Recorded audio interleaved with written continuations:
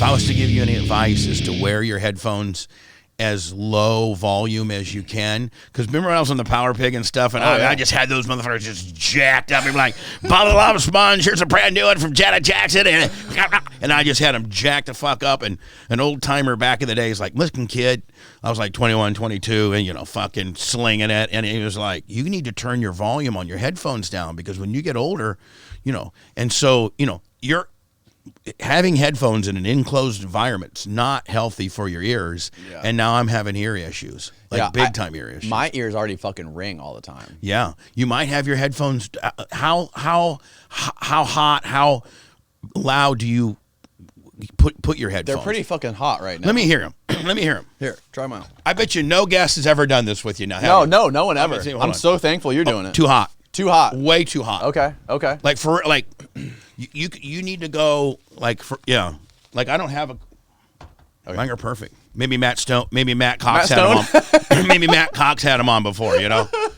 And little mother. We got to find him a leg extender. We do. Surgeon. I mean, listen. Do you think your surgeon buddy can do it? Who does the fake tits and all that? No. That is probably such an aggressive. Oh yeah. Potentially problematic surgery. First of all, you'd sit the kid down and say, "Listen, Matt, you're a good-looking guy.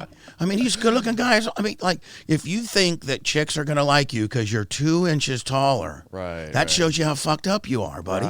Just keep stealing identities and fucking, you know, and fucking faking the funk. You do that well, bud. You really do. And you're like, what? You're a fucking painter now or some bullshit? I mean, yeah, he paints. I had him. Listen, in full disclosure, I picked him on. Somebody turned me on to Koncrete about 2 years ago. By the way, my new favorite guest is that motherfucker that goes in and gets 250 Bibles from the janitor and cuts out the pages. And I found that guy's fucking brilliant. Yeah, he's a trip, isn't he? God, is he going to be okay? I think he's on probation now, is he not? Yeah, I think he's on probation, but I think he's doing better. I mean, he seems all right. You know what the funny thing is about that? If you read the comments of that podcast, they're ripping me so fucking hard. Why? Because I think there was one point where I asked him a question, he answered it, and then I asked him the same fucking question like 20 minutes later. Okay, well, so. Because literally, so Matt had him on his show, and he's like, Danny, this guy's great. There's only like 2 or 3, you know. Matt Cox has got a show? Matt Cox met the guy first, and Matt Cox called me about this guy. And he's like, there's only really like 2 or 3 legit money counterfeiters that have ever been like prosecuted like this guy. Did you know I got in trouble for that? No, I had no idea. That's a story we need to get into. Really? Yeah. So he calls me up, and I'm fucking drunk at my buddy's house, and I'm like, this was like 4 PM, and this guy wanted to come at like 6. So I had no idea anything about the guy. I don't know anything about counterfeiting. I'm drunk. I just show up here 2 hours later, and I'm fucking just trying to sober myself up and talk to him. I thought your interview nailed it. Oh, thank you. I thought you fucking nailed it. Thank you. I don't know that you get near the credit. Like, I mean, within the Tampa world, now I know we think globally in podcasting and then on YouTube, but you're a Tampa guy, you know, and maybe more specifically a Pinellas County guy. Oh yeah, born and raised. I mean, like, there's 2 different distinct people. There's the people that live in Hillsboro, and then there's kind of the Pinellas beach life, so to speak. Exactly. But I don't know if you get the credit of having as large of a YouTube channel as, I mean, Cletus McFarland, obviously killing it, and what a good guy. Have you had him on? No, I'd love to have him on. Oh, but I mean, there's not a lot of people that have your numbers in Tampa. I mean, I don't know. You get near there. Nobody knows who Danny motherfucking Jones is. No, we need to get your brand out, buddy.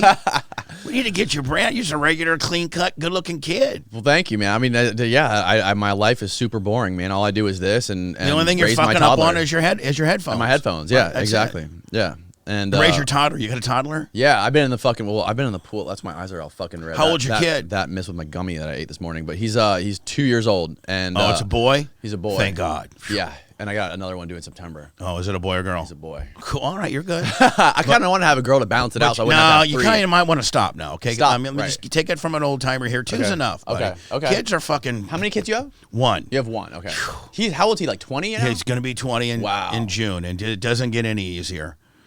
You know, here's the deal. Here's the whole kid timeline. Yeah. They absolutely love you. You're the fucking man until they get to be about 13.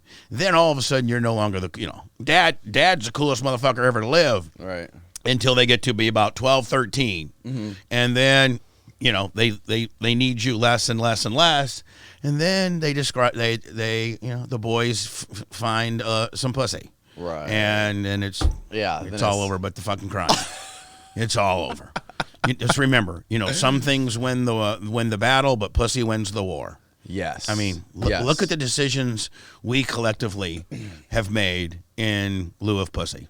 You know what? I was talking to... Have you ever seen that show Westworld on HBO? How fucking good is that show? Oh, it's great. There's that one point I've been thinking about this nonstop for the past fucking 3 weeks ever since he said it, when the old guy on that movie, the guy, Hannibal, I forget his fucking name, Anthony Hopkins, he says, look at Mozart, look at Michelangelo, look at the fucking Eiffel Tower, the Empire State Building, all of the most brilliant literature and architecture in the world, and you think the human intellect is nothing but peacock feathers, just an extravagant mating call. Yeah. You know what I mean? Like, all the most crazy fucking inventions or art that's ever been created by human beings has all just been some extravagant, elaborate mating call. And so if you think about it, growing up, what is now, okay, let's say it's whomever you're attracted to. In today's age, we can't assume that it's a guy, girl, guy. Yeah. We have to assume that there's guy stuff, there's girl stuff, and if you're over 18, love whoever the fuck you want. That's your prerogative. I mean, like, I'm not here to tell you and judge you that heterosexuality is the only way to go. I mean, fuck. Well, you can transition into what you want. You can be what you want. That's a whole different world. But with regards to, let's just say the way Bubba and Danny's wired, everything we do up to a certain point is to better ourselves with pussy. If you and I didn't have a sex drive, so to speak, I would rather just you and I have more in common talking about, the ball game and bullshit like that than some chick. At the end of the day, the only reason we have her hauling around the buckle brush is because we want to fuck her. Only reason we drive. Listen, if I didn't care about what a girl thinks about the kind of car I drive, you and I'd be rolling around in a fucking 04 Crown Vic. We don't give a fuck about any, but we do everything in lieu of that pussy. But we come up with stories to prove that that's not why it really is. But it really is. It really is. At the end of the fucking day. Elon Musk, you think? Well, that's a different character. I mean, that motherfucker doesn't care about nothing. I think that he's the most brilliant man on the planet. I really do. I mean, fuck, that guy's just got some type of it swagger that we haven't ever seen. I mean, fuck. He doesn't even have a house. He doesn't give a fuck about nothing. I mean, think about if you're the richest man in the world, you don't give a fuck. It's like completely reverse of Matt Cox. Matt Cox worries about everything, including how big his fucking shin bones are. Okay? Elon Musk, and by the way, I always mispronounce his name on purpose. Just like I know Illinois is Illinois, but I call it Illinois because it's just my Bubba charm. I call that. Corn on the cob, corns on the cobs, just because it's my white trash fucking, in my cult-like Bubba army following knows that but I call him Elon Musk. Elon Musk is the most richest motherfucker in the world. If I was the richest dude in the world, motherfucker, I would have a house that made Ben Maller's look like fucking, the maid's quarters, right? Elon Musk doesn't even have a house. He fucking crashes on people's couches. That's how much fucking swagger he's got, right? God. If you were the richest man in the world, Danny Jones, what kind of house would you have? Yeah, no. You'd have a staff of 50 just telling you how fucking big your dick is and how much money you got. Hey, guy, I'm paying $100,000. Tell me how much money I got right now and how big my cock is and how many girls are coming over like Bubba Balzerian almost, right? Like that guy. That guy's a fraud anyway, isn't he? Haven't they come up that Balzerian it might be like all kind of smoke and mirrors a little bit with him? I don't know. Have they? I think that might want to be one of your next things you look into. Look that up, Austin. We can look it up right now. Immediately, Austin. Fucking right now. No, I think, he does. I think he rents a lot of the houses he lives in. And then he defaults. I've heard he's defaulted on some of the shit and gotten thrown out of these big ass houses. He went to Admiral Farragut, right? Yeah, and his dad they were from Tampa and shit. Yeah, his dad was a big fraudster, I think. Right. His dad got fucked. He was like a Bernie Madoff type character. Went to prison and shit. This episode of the podcast is brought to you by Versus Game. Game 5 of the Golden State Warriors and Memphis Grizzlies playoff series is this Wednesday night. And I think the combined total score between both teams will be over 205 points combined. And this is going to be my first question on Versus Game. Now, here's how the audience is going to be able to make money. All you got to do is download Versus Game and go follow Koncrete and vote on our game, which is linked below in the description. We're going to be posting one of these questions for each episode of the next few podcasts. So make sure you go look for the Koncrete account on Versus Game. That's VERSUSGAME, one word, no spaces. And I'm going to be replying to comments. So go vote now and let us know your reasoning behind what you chose. Back to the show.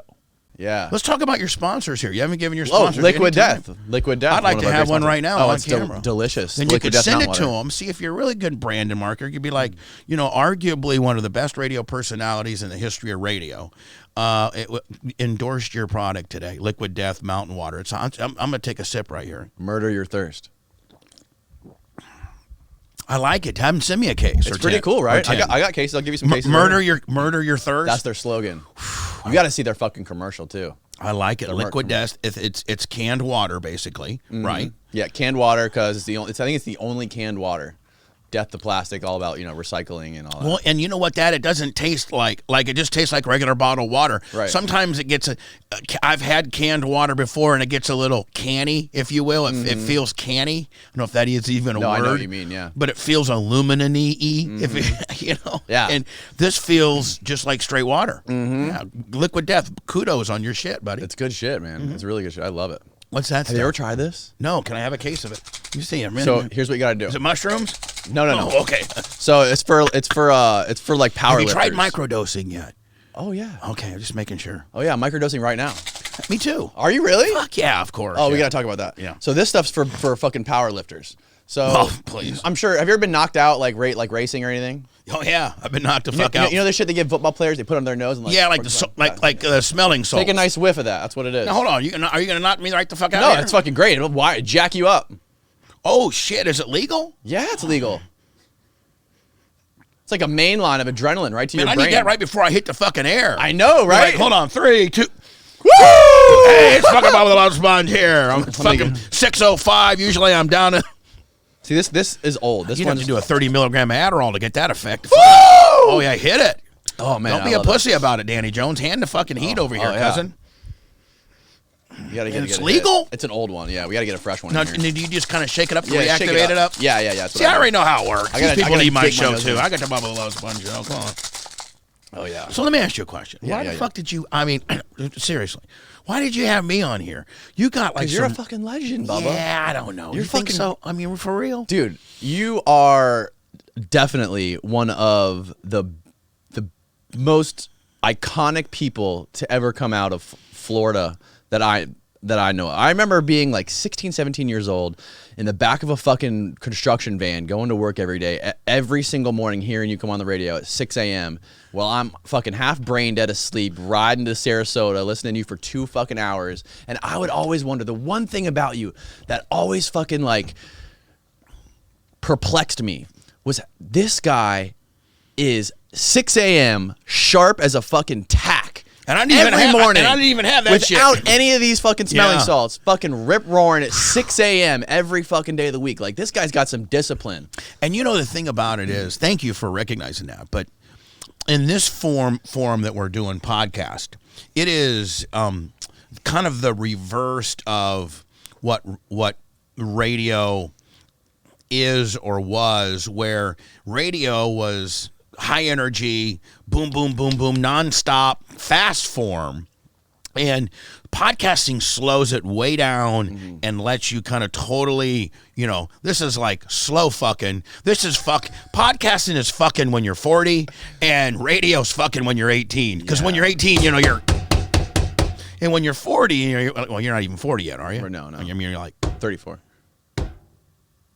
You're fucking getting it in there. Yeah. And so that's kind of the difference. And I've been doing radio now for 35 years. And, thank you for saying what you did. Radio has changed. I'm locally heard on an AM station. But I made the digital switch, so to speak, in 17. And I really feel sorry for the regular radio guys out there that just have one regular show and have no other forms of distribution because radio's dead. I mean, radio is it 100%? I mean, it is the it's the bag phone, so to speak. You know, I mean, look how cell phone technology has gone from. Remember when you first? Maybe you don't even remember this, Danny, but when you were a pimp back in like 85 or 6, if you wanted a cell phone, you literally had to have a fucking bag, like literally a backpack, and the phone was in there, and like you're a military guy, and you had to zip that motherfucker up. So that's what radio is now compared to what the digital world is, you know, YouTube, you know, podcasting, you know, all the other different algorithms and how you distribute. It's still the expression, content is king. Mm-hmm. How you distribute your content changes daily. Mm-hmm. And people like you know, you probably are way more powerful in your distribution method of your content than any of the highest rated air personality in Tampa doesn't have your reach by far. That's so fascinating to me because sometimes when I'll turn on the radio, I listen to it, whether it be I think it's 102.5 that I put on the other day. And you listen to him talk for 5 minutes, and then it's a fucking 30 minutes of commercials. Right. How the fuck are they getting all these ads? And well, through agencies and and that are paying. And who's paying for that? Nobody. I mean, digital has cannibalized radio by like 65-70%.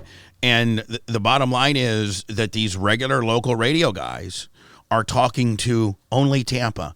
And the highest rated radio personality at any one time might have 40,000 people listening to them at one particular time in a 15-minute period. They break it up in quarter hours. So it's called time spent listening.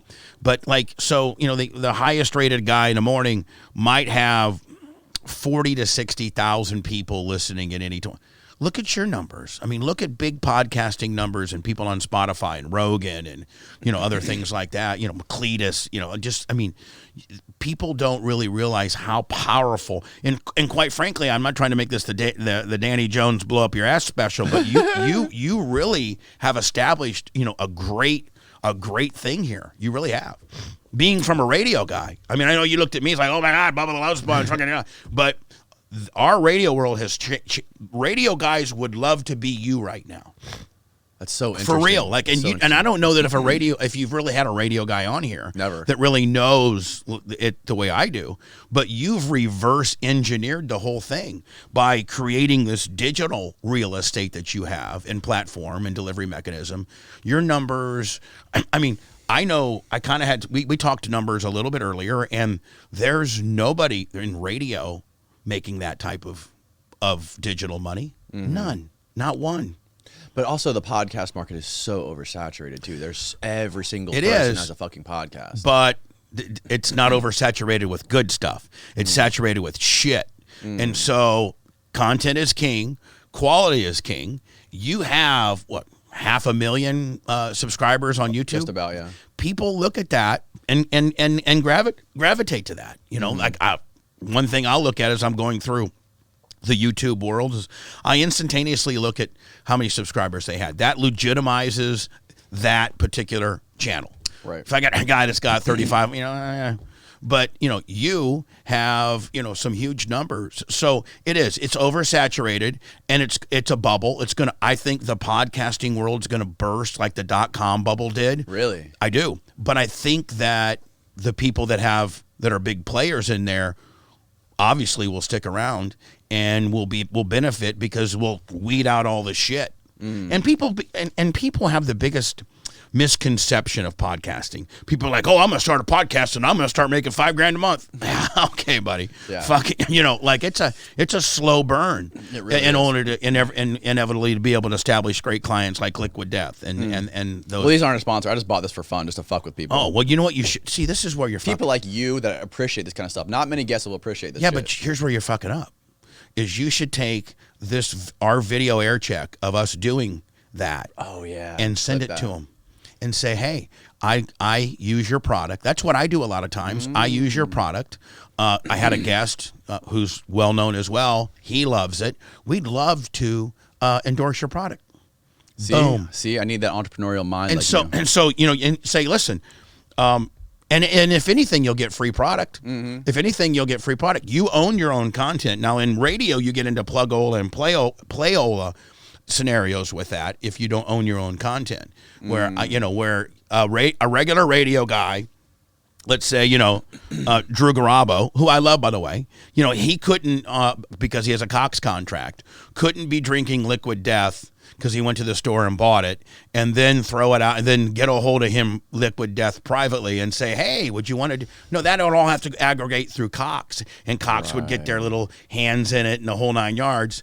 But you, on the other hand, or me, who own our own content and distribute it our way, we have every right to reach out to the Liquid Deaths or the Monsters or this guy here. And so, honestly, you should have, is that Justin back there? That's Austin.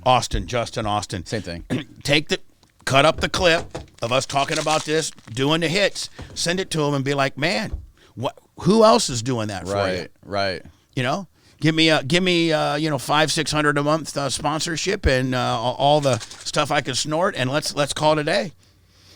See, I think one of the good things I think about like the evolution from the old school way of entertainment, like radio or TV or movies, it's still like that obviously with TV and movies, is the whole gatekeeper mentality. Like it's so hard to break through in like television or in the film industry, especially now, but forever. And I'm sure it was just like that with radio. Like no one could grab a microphone and just start talking. No. Like there's these gatekeepers of old guys in suits who have they're buddies with these advertising agencies, and all they care about is money. Right? Like, is this guy pretty? Does he have a nice chin? And is he gonna? Or who's he know? Or who's his agent? Or who represents him? And Right. Did I go out golfing with his agent last week? Yeah. They say that realistically, 50% of business gets cut on the golf course. These executives that are golfing and out, and so this world doesn't rely on that. I stumbled upon your podcast through a person that my agent, Tom Bean, happened to watch the Matt Cox the very first time he was on. Yeah, that was the most popular one. Right. And he reaches out to me, my agent, and says, hey, you might want to get this guy on. So I was like, well, where can I see his stuff? Well, there's this thing called Koncrete, spelled with a K. Go look at that. And so and now my co-host, Anna Hummel, in full disclosure, your podcast is one of her favorite podcasts. Really? To the point where she got into a fucking huge concrete rabbit hole a few nights ago. We talked about this on my show. I need to actually have my producers pull the clip. We've been talking about you guys a lot on my show, the Concrete podcast, and she's like, we opened the show up a couple mornings ago, and she's like, oh my God, I got into this concrete podcast deal, and they were talking about this one dude who followed these people around in West Virginia. Mark Lado. Yeah, and she was watching the Mark Lado deal, so then she started getting into that, and then she got into the Whitakers of West Virginia, and so your podcast got her into this rabbit hole, and so you're doing great things here, and I want to help you in what I can do, like things like what I just showed you how to do that. But I also want you to help me because I think together we could do some good shit together. Oh, hell yeah. I mean, I'm ahead of you maybe in branding, in the knowledge of radio, but fuck, you are way ahead of me in this world by far. You are leaps and bounds ahead of anybody when it just comes to you're just such an interesting like personality, and you're so charismatic, and you're so good at talking, and you're so good at like developing that rapport with people. I'm fucking dog shit at that. Like I came up just holding a video camera, making my own little documentary films and like little TV like pilots and shit like that. Yeah, but you got the it factor. No, and I disagree. I wanted it enough. I disagree that you're dog shit on that. I disagree. Well, I've gotten a little bit better. I mean, you're interviewing me, and I think you're killing it. Well, thank you. I mean, so like I think that you. I mean, I really, really think that together, we could do some good shit together. How did you? I don't know if you've ever done this. I don't know if there's any like sort of like sequential documentary of your life anywhere. There's actually a couple things being shot right now. I'm shooting one documentary called "Video Killed the Radio Star," which is, I think, about the most fucking brilliant. The Hulk Hogan sex tape really fucked up my life. It really did, and a lot of people don't know the truth to that. If you were to go ask, let's say that you two guys are walking down the International Mall or anywhere for that fucking matter. Does anybody go to the fucking to Pinellas Park? What's Seminole? Tyrone. Does anybody go to Tyrone Mall anymore? Not really. I don't know, but if you're hanging out on the beach or something amongst, men 25 to 54, and you walk up to anybody in Tampa, Florida, or maybe the world for that most part, and you're like, hey, what do you know about the Hogan sex tape? And they're going to say, oh, his best friend, Bubba the Love Sponge, taped Hogan fucking his wife, and then Bubba tried to sell it and do him dirty. There's truth to that. I did let him fuck my wife. And my home surveillance system captivated it, as it captivates everything. That's my only dabbling in the whole thing. The sequence of events that happened thereafter will absolutely blow people's fucking minds when they find out how this all went down. Now, I'm not trying to say, oh, listen, I'm innocent. No, I let my best friend fuck my hot wife. I did. My best friend was in a... Which that's not... I mean, if everyone's willing, and there's nothing wrong with that. There was 3 willing participants, right. And really, at the end of the day, had an employee of mine not steal my surveillance. Only 3 people to this day would still know about that event.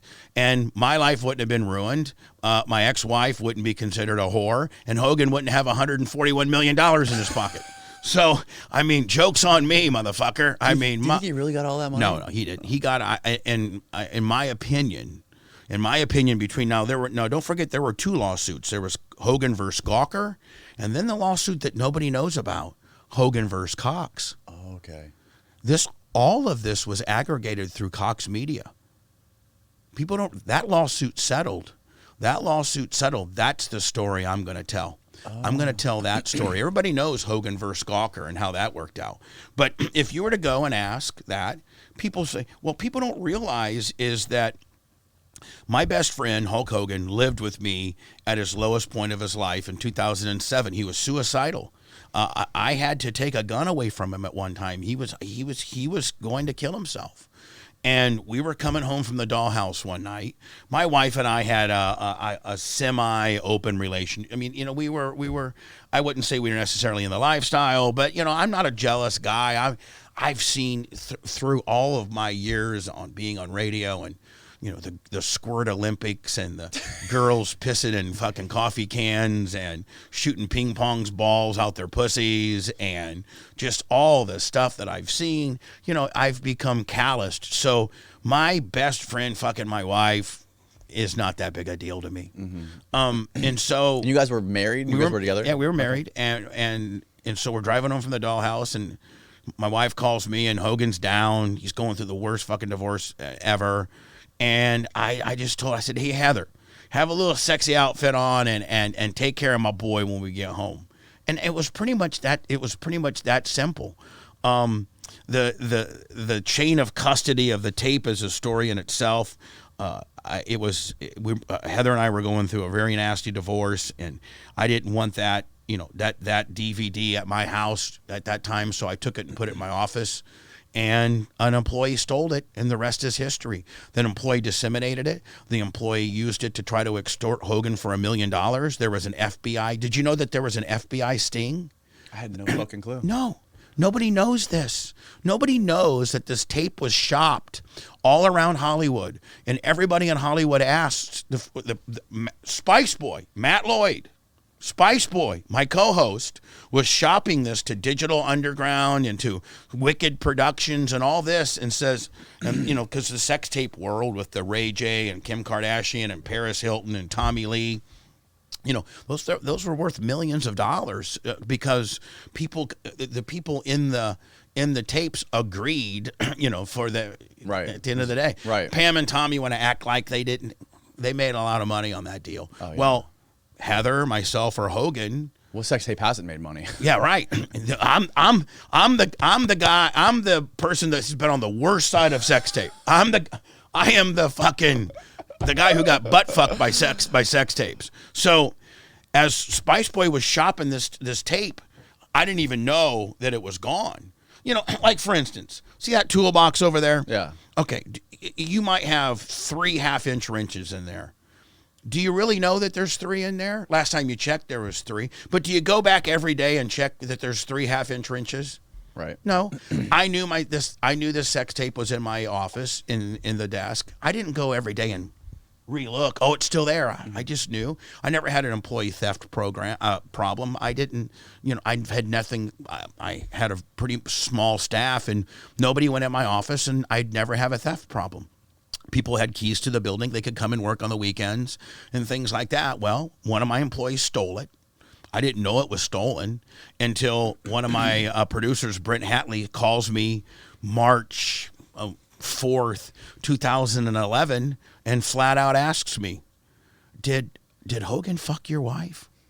And I'm like, I'm driving into work. It's 4:40 in the morning. I'm on the Howard Franklin. I'm like, what are you talking about? He's like, on the dirty.com, there's a screenshot of your bedroom with Hogan, on top of Heather.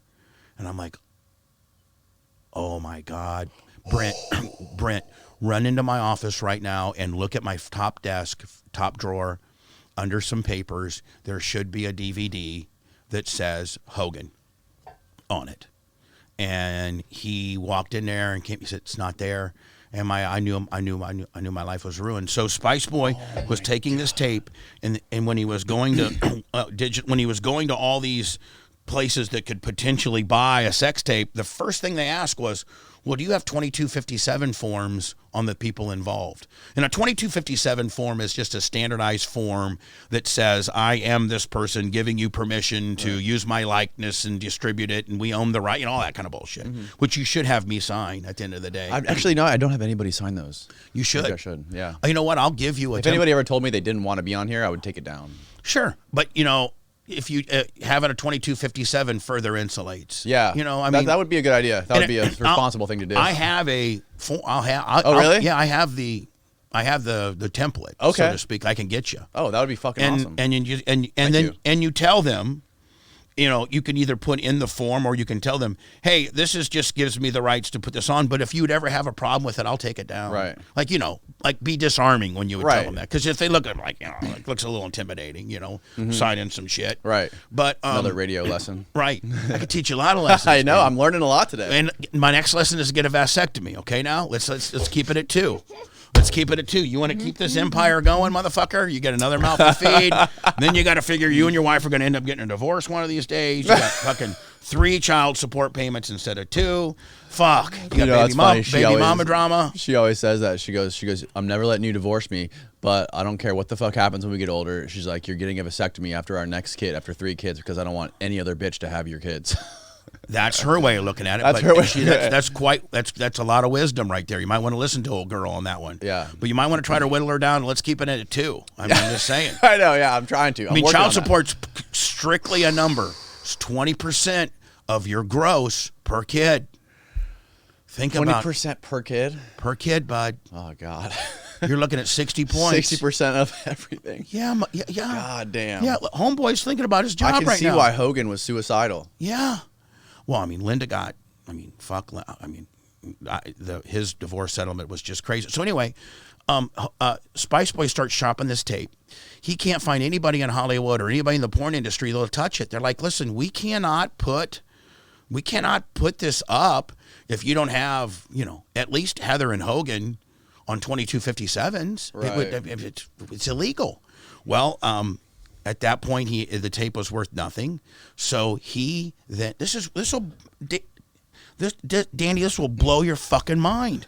And this is what people in the mall and don't know, is that he then got a hold of his wife's best friend named Lori Burbage, who worked at the Bank of America. She was just making 20, like a single mom, and gave her $1,000 to be the liaison. And he called up a guy named Keith Davidson, who was the #1 sex tape broker in Hollywood. I've heard of him. And he flew to Tampa and brokered this, and he had David Houston, who's Hogan's lawyer, who's now dead. And Hogan... Is that the guy who looks like a burn victim? Yeah, looks like Fire Marshal Bill. Oh, my God. Let me tell you something.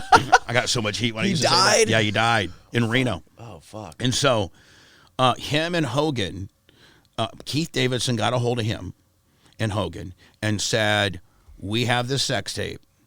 I have the sex tape. Well, first of all, the dirty.com, put the screenshot of it up in March and kind of alerted the world that it was out there. So everybody's scrambling around. Where the fuck is it? Nobody knows. They can't produce it. TheDirty.com has to pull it down immediately. But Spice Boy fucked up by I think he got like $4,500 to send them that picture. So as he's shopping it, he can't sell it. He then arranges a meeting for Keith Davidson to represent him, and Hogan, David Houston, and Lori Burbage, who represents the owner of the tape, because if Spice Boy would have walked in there, Hogan would have said, "Fuck, because he knew Spice Boy worked for me." Right. You know, Spice Boy wanted to completely stay out of it. Right. So Lori Burbage goes in representing the owner of the tape. Keith Davidson's in there, they broker it, but what they don't know is that Hogan and David Houston called the FBI and said, "We're being extorted. They want $1 million for this sex tape for Hogan to buy back so that it doesn't get out."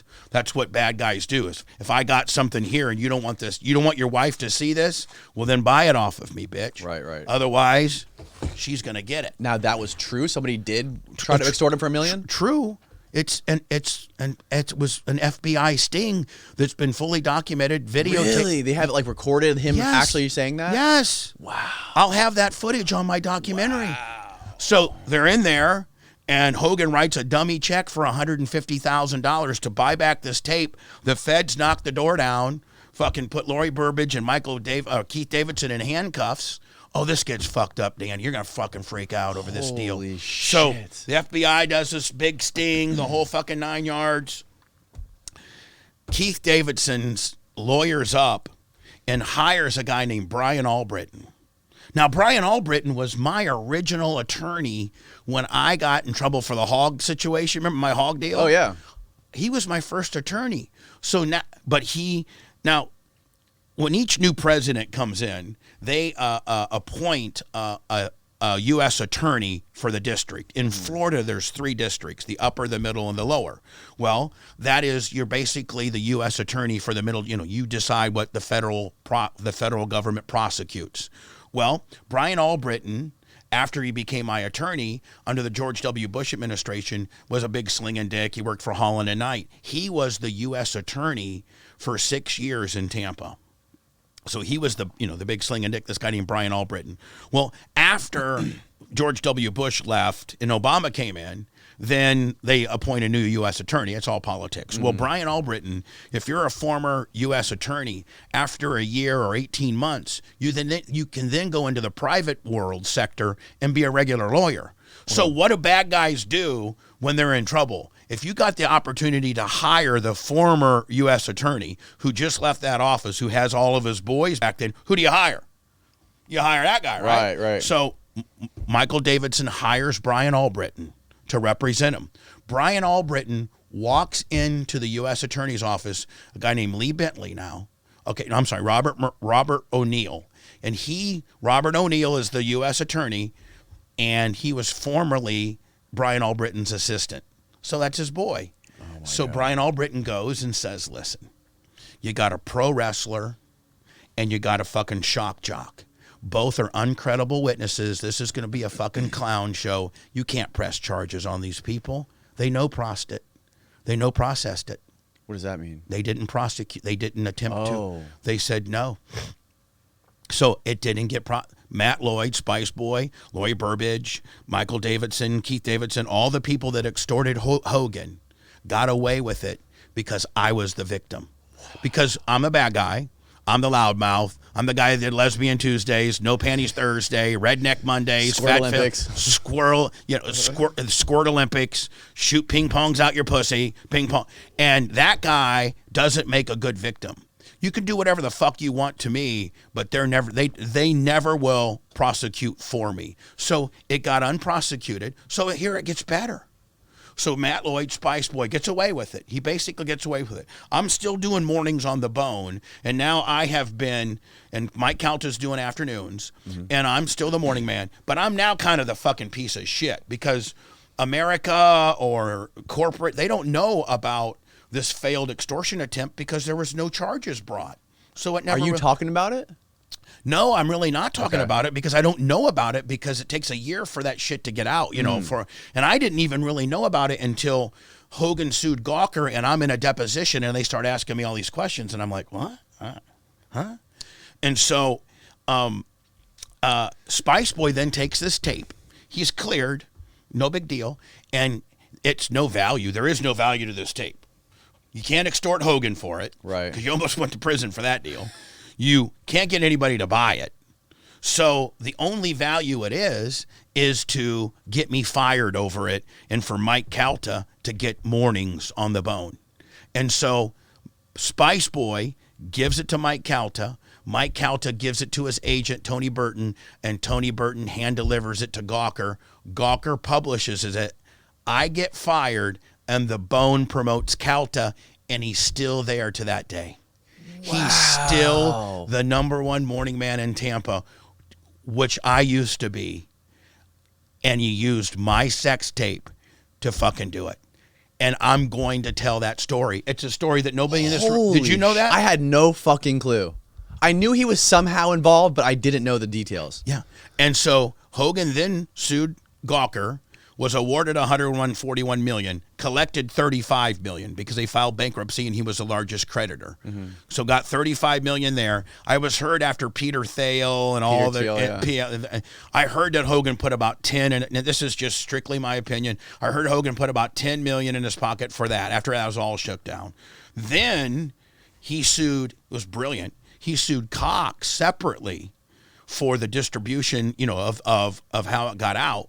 And maybe my next appearance, if you go to the Pinellas County court doc and you look up Hogan versus Cox and you read the complaint, it shows, you know, it lays it right on. That's basically what my documentary is going to be, is following the complaint. Wow. And Cox, I heard, and this is just strictly hearsay, that Cox wrote Hogan a $50 million plus check. Wow. Because Hogan had evidence of this tape. Now, here's the bad thing about it is Spice Boy quit my show in February of 2011, stole the tape, shopped it to the dirty, and then so this tape appeared after he quit my show. And he quit my show on great terms. We were like, he was like, I'm gonna go. He quit my show. I remember when he quit. Yeah, and he went to go do nights on the on the bone, and it was a big thing. It was like, hey, you're leaving my show, but you're going to do your own show. My agent even cut his deal for him for free, just because that was my guy. Right, that was my guy. Right. I didn't know that what he had took on his exit plan. So he distributed it all, and Cox did fire him. But, for years, I was the bad guy. And in the evidence that Hogan had in Hogan versus Cox, I invite anybody to go to the Pinellas County Court record system and just type in Hogan versus Cox and read the complaint. It will blow your fucking mind that Hogan had the fact that Cox actually had this tape on their servers, and the management would look at it. Cox management would look at this, watch this Hogan fucking my wife tape while I worked there. The ongoing joke behind my back while I was working there was, hey, have you seen the fucking tape? Oh my God. So then the guy that they so Calta's agent, Tony Burton, spins it to Cox and says, you can't have this guy as your morning guy. He's a pornographer. He let his wife fuck Hogan. He tried to do his best friend dirty. I mean, you can't have that. Clients are going to be falling off. Nobody wants to be associated with that guy. So they fired me, and they promoted the guy. At the end of the day, they had to write a $50 million, what I was told, a $50 million, and that motherfucker is still there to this day. And I am still the motherfucker in the whole entire world. Everybody thinks I did it. That is so fucking bizarre. I mean, it's so bizarre. Let me give you an example that you might be able to wrap your fucking head around, and take the Bubba factor out of it. You know Mark Wilson on Channel 13? No. Okay. Mark Wilson, Channel 13, is the head lead anchor at the 6 o'clock. It was him and Kelly Ring. Like local news? Yeah, local news. Okay. And I'm just using local because I thought maybe you would know a little bit about it. But I do watch Tucker every now and again. All right, we'll go into that later. Let me use Tucker, who's a friend of mine. I know, very good friend of mine. I know. Call him up right now. Let's say Sean Hannity. You're familiar with that? Yep. Okay. Sean Hannity, Tucker, and his wife are in an open relationship, and so let's think of somebody super famous that Tucker might know. Donald Trump. Okay, let's just use that. Different players, but here's the scenario. So Tucker lets Trump fuck his wife. Right. There's video of it. It's not going anywhere. It's not going to go anywhere. Hannity fucking wants Tucker's job. So Hannity steals the tape. He starts shopping it around, and everybody's like, fuck, we can't. Do you got consent forms for Tucker's wife and Trump? No. Sorry, we can't do anything about it. Okay. The FBI does a sting and fucking goes and Tucker's liaison tries. Sean Hannity's liaison tries to shake Tucker down for $1 million. The FBI gets involved. People get arrested. But the FBI is like, listen, you got Donald Trump here. You got fucking Tucker. It's a fucking right-wing fucking shitstorm here. We're not going to prosecute this, okay? Right. All right. Hannity's like, fuck, it didn't work there. So Hannity goes to Fox. And Hannity then, Hannity goes to CNN and says, hey, I got a tape for you. You guys might want to fucking play it. CNN plays the shit out of it, right? Boom. Fox fires Tucker and gives Hannity the job, and then 5 years later realizes that Hannity is the one that distributed it, but lets Hannity keep his job. Yeah. I mean, it's the same thing. It's the same thing. Almost the much same bigger thing. players, Right. A little more sexier. Not at the time. At the time, it was probably about equivalent. I mean, you were much bigger than Tucker back then, weren't you? Yeah. One of the reasons why Tucker was on my show every Tuesday for 5 years is because we were globally bigger than him. He was using... I had no clue who Tucker was when Right, he was on your show. yeah. I just knew that he was this great fucking guest who would come on. Oh, he was the best. He'd be like, and he got in a lot of trouble for his appearances because he was so cynical and so funny. He'd be like, let me tell you about Iranian women. If they're not out, fucking camels, they have hair underneath their arms. And then, and now he's gotten in trouble over all of his appearances on my show. Right. But like, same scenario, but just different players. That would never, ever in a million years last. People would not fucking tolerate that. No. Fox would not go for that. It blows my mind that, listen, I am a bad guy. I've done a lot of fucked up shit. I'm the second highest fined radio personality in the history of radio. That's a good fucking thing. You're second to Howard, right? Right, second to Howard. I have, been. Let me ask you this, Danny. And you've had a lot of criminals and people that have been in trouble on your show. How many of your guests have been on trial 4 times, jury trial 4 times, and are 4-0? You're probably the only one. You're 100% the only one. Yeah, I've been on trial 4 times and have never lost. Jury trial, where I have jury of my peers in my community that have let me free every fucking time. 4 times. I've been on trial 4 fucking times. If that doesn't show you that society fucking absolutely has me all wrong, and when I'm judged by impartial people on whatever I've been trumped up on, I'm not the fucking piece of shit that people think I am. And you got a really good lawyer. I got great lawyers. When I came into the Power Pig, I said I got my lawyers and my lesbians. That's all I need in life. Lawyers and lesbians. That's all you need. And there's a little truth to that. I mean, fucking Power Pig is such a good fucking name. Just Power Pig. It Power fucking Pig, rolls hello. off. Bubba there? Bubba speaking. What's your name? Lisa? Mellow. Lisa, how old are you? 12. Call me in 6 years when you got pubic hair, bitch. Hang up. Bam. I had a 52 share at night. Hello, Power Pig. Bubba? What? My grandpa died last week. Here's an infamous call, which I wish I could find. My grandpa. First of all, what's your name? Lisa. How old are you? 14. Well, I shouldn't even be talking to you because I don't talk to anybody under 18 because you're a little kid. You're a little fetus. Get the hell off my phone, you little fetus. But I'll let this one through. What do you want? Well, okay, Bubba, my grandpa died, and his favorite song was, some bullshit song.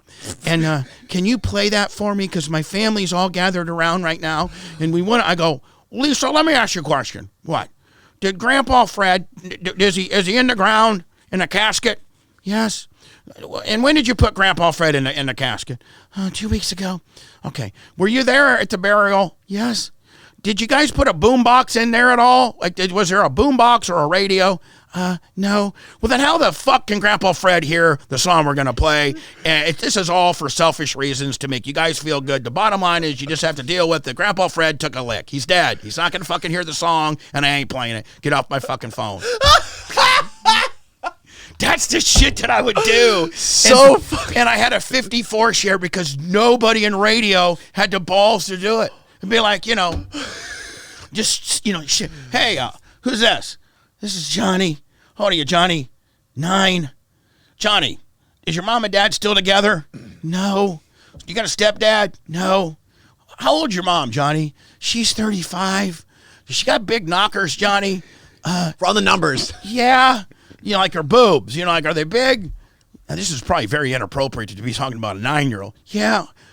Listen, Johnny, how about I come over there and just wear out your mom tonight? You know what? I own Love Sponge limos. Johnny, how would you like to be going to school in one of my limos tomorrow? Because I spent the night at your house because your mom was wearing me out and she made us French toast in the morning, Johnny. How would you like that? Rolling up there with my 42-foot limo that said Love Sponge. You'd be the coolest guy in the world, wouldn't you, Johnny? I don't know. Get out of here, Johnny. I didn't mean any of it, you little bastard. Leave me alone. Oh my fucking God, dude. That's the shit that on the Power Pig, and then I went to 98 Rock, and then that was a whole, I'd have literally, hi, who's this? This is Rhonda. I work at Bennigan's, and me and my boyfriend are here in bed. Rhonda, listen, your boyfriend right there? Yeah. Put him on the phone. Hello. Hey, what's your name? Ron, why don't you start blasting her right now live on the air? Get on top of her and just start going crazy. And I want to hear it. Put the phone down there. Next thing you know, wham, wham. Have her call you Superman. Oh, Superman. Bark like a dog. I mean, just all. And the thing about it is, as I was telling you off the air, I have all of this shit. I just got to wrap my head around it and figure out how I'm going to distribute it, and whether I put it up on YouTube, whether I put it up on a podcast. I mean, I got all of this. I've owned all my content since 1992. I have that many. I have enough content that would fill this room up. Even though that you were on like 102.5 and all those networks, you still own it? I owned it all. Really? My agent Tom Bean was so brilliant. I was an independent contractor that licensed my show to them for the term of my contract, and they had the right to broadcast my material, but the minute that I was no longer employed, they had no right to it. Wow. To distribute it anyway. And I have Genius. I have all of that. I just need a guy like you to help me out and to get it out. Well, we're gonna do that. Whether it's me or I need a hit of this. Yeah, shit, I need another hit too. Let me get a hit too. Yeah, maybe turn the air down. Fred, it's hot. It is fucking hot in here, bro. I create a lot of energy, Fred. I really do. It is fucking hot. We need to crank that shit down with your Birkenstocks and that fucking perm of yours. Is Look that at a perm? that fucking perm. Oh, is that a perm? That's a fucking perm. Let me see. No, he's Where are you from, Austin? What's your nationality? Czechoslovakian. Polish. Oh, he's a Polish Jew. We're not even going there. Polish Jew? Polish Jew. Oh, he's triple insulated. He can do anything he wants. Where do you get that shit at? On their website, Jimmy. It's jujimufu.com. I saw it because I saw Joe Rogan was using it. Him and Did you know Rogan? Did you know Rogan used to? I've had him on my show. I saw that. I saw the fucking thing on YouTube. I can't believe it only has 1,000 fucking views on YouTube. It's so he's on fire for like a whole fucking hour. How do I get? Do I just need to take that video and put some Danny Jones? We need to spice it up a little bit. Some Danny Jones love on it. We need to put some lipstick on it. And put it back on there. I got Joe Rogan saying I'm a fan of your show, and I actually missed a meeting last week because I was so riveted to your show I couldn't get out of the car. How the fuck? You said he pulled over on the side of the highway to listen to you talk to somebody. How is it not putting $15 a month in my fucking pocket? What the fuck? I need the Polish Jew with the fucking white trash kicker here immediately. God damn. Dude, like I couldn't how long ago was that you had Joe on your show? 08. That was 08. And he took and what was he doing? Touring for comedy? Yeah, and UFC. Okay. When I was with Sirius XM, I had the fucking sweetest deal. Dana White would pay me $25,000 for every pay-per-view to fly me out, and they had my own studios right backstage, and every fighter had to come interview with me live on Sirius XM. Yeah, fucking VIP suites, whores, fuck everything. Crazy, yeah. That's fucking I don't amazing. even realize how fucking cool I used to have it. God damn, now I'm in a fucking AC unit back there. Fucking. Now you're in the fucking Danny Jones trailer. Danny Jones fucking sex dungeon. That actually was my inspiration for this setup. It was supposed to look like a 70s porno. But you know what? On camera, it looks good. Yeah, thank you. It looks good. Is that so that's your liquid death stuff? That's over my there. liquid death memorial. Right. Yeah. You got any Koncrete T-shirts that you hand your guests? I got a fucking shitload of them for you over there, and hoodies. Each guest. Not every guest gets them. Some people yeah, don't give a that's fuck right. about it, Like you know what I mean? when I was telling my girl, I was like, yeah, I think I'm gonna bring this guy some shit. He's pretty cool. He might be able to help me. I like him. Yeah, no, for you, I got you a shitload of stuff. Good 3X. Oh no, the biggest I have is 2X. Motherfucker. You're 3X. You don't look 3X. You know what? I'm losing weight, so that'll give me something. When I can finally wear my Koncrete hoodie, I'll make a big deal. Are you always trying different diets and shit still? I remember back when I was listening to you were always trying different shit. Yeah, aren't we all? Aren't we? I mean, you're trying this shit, right? Exactly. I mean, we're all trying. That's my diet. The salt when you're diet. fat, you're always trying, like, you know. Yeah. I've always either been big, like I played football and big, but then I got real fucking fat. Radio when I was fat, yeah, because when I was in the Power Pig, you know, it was like we were, and you know Matt Heller from Horn Blasters? No. Might want to look him up. Okay. He's a fucking stud. Matt Heller, he owns Horn Blasters. Okay. You know those big train horns that people put on trucks? Yeah. He owns that. And this motherfucker hangs out with the Gronkowskis, and he probably travels in some of the same circles like Tfue and some of that shit. But Matt, what was I talking about? Matt Heller. Diet. We're talking about diet and like eating and shit. And he was one of I don't know how we got into that. I remember about Matt Heller. I forget now. Fuck, I completely said radio. Like we started getting radios when you started getting fat, and you started talking about Matt Heller. Yeah, I forget now. Fuck, I forget. Anyway, that's okay. It doesn't matter. It's that fucking sniff shit you got going. The way that you talk to people when they used to call in and shit, like on the Power Pig and talking, like, is that just like an inherent? Oh, I know part what Matt. I didn't even fuck. Go ahead. Matt Heller said it best. Back in the day in Tampa, and then I was, syndicated in like 12 other cities: Miami, Orlando, Jacksonville, Fort Walton Beach, Naples, Fort Myers, Hartford, Connecticut, Richmond, Virginia, Cincinnati, Ohio, San Diego. So I was syndicated, while I was doing my morning show on 98 Rock. And so, as you said when we were, earlier, when you were being that pickup truck and you'd be listening to me, think about it. You didn't have a smartphone. There was no Twitter. There was no Twitch. There was no YouTube. There was no Instagram. There was no Spotify. There was no nothing. I was the form of social media. If you wanted to know what was cool, what was happening, what was shocking, what was sexy, what might be provocative, I was your only outlet. That's why I got to be so big and so iconic in the space that I was, is because I was kind of the first form of social media in our little world, in our little microcosm of radio, so to speak. So when you're in the back of that truck, you didn't have your fucking phone to be scrolling through looking at fucking, TikTok shit. You had to listen to the radio in order to be cool and to know what was going on. And Matt Heller was the one that came up with that. He was, he's super big on social media. I think Horn Blasters has like 1.5 million Instagram people, and that's a local deal. But I think that's I don't mean to be narcissistic or bragging, but I think that's kind of right. I think that's kind of one of the reasons why I was able to obtain or get to the status, that I've become or had at one time. Yeah, I think that's 100% right. I think back in those times, like, what I was trying to get at before was like your whole personality and the way you come across, like even like being so energetic first thing in the morning and being able to go through these fucking marathon shows every single morning and maintain that energy throughout the whole thing, even though I've never done cocaine ever in my life. Never? Ever. Stop. I've never done cocaine in my entire life. I didn't think you were on cocaine, but I thought you were for sure on Adderall. No, No. Never? No. Now, recently, I've discovered Adderall, but Adderall wasn't a thing until what? How many years ago? I mean, yeah. Oh, I fucking took Adderall when I was in college, like 2007. I didn't find out about Adderall till probably 5 years ago. Really? Right. I mean, I didn't even smoke weed, and I now love weed, but I didn't even try weed until 10 years ago when I was 46. Prior to that, I was indoctrinated, like, I was from Warsaw, Indiana, and like weed was a gateway drug. The minute that you smoked a joint, you're going to be shooting up heroin. And so I was like, so this rock star of a lifestyle that I lived, and I'd be backstage with Motley Crue at Livestock, and I'd be with fucking your life. I can't believe you've never tried cocaine. That's never. Crazy. Or weed. Everybody be getting high as fuck. Even my guys who work for me, and I'd be like, I don't need that. I'm just naturally, high energy, and I have the ability to get. You don't need it to turn it on. So I tried weed 10 years ago for the first time. I was just telling this conversation last night at dinner, and the reason why I didn't like weed is I don't like smoking. I think it's dirty. I just don't like smoking. Mm-hmm.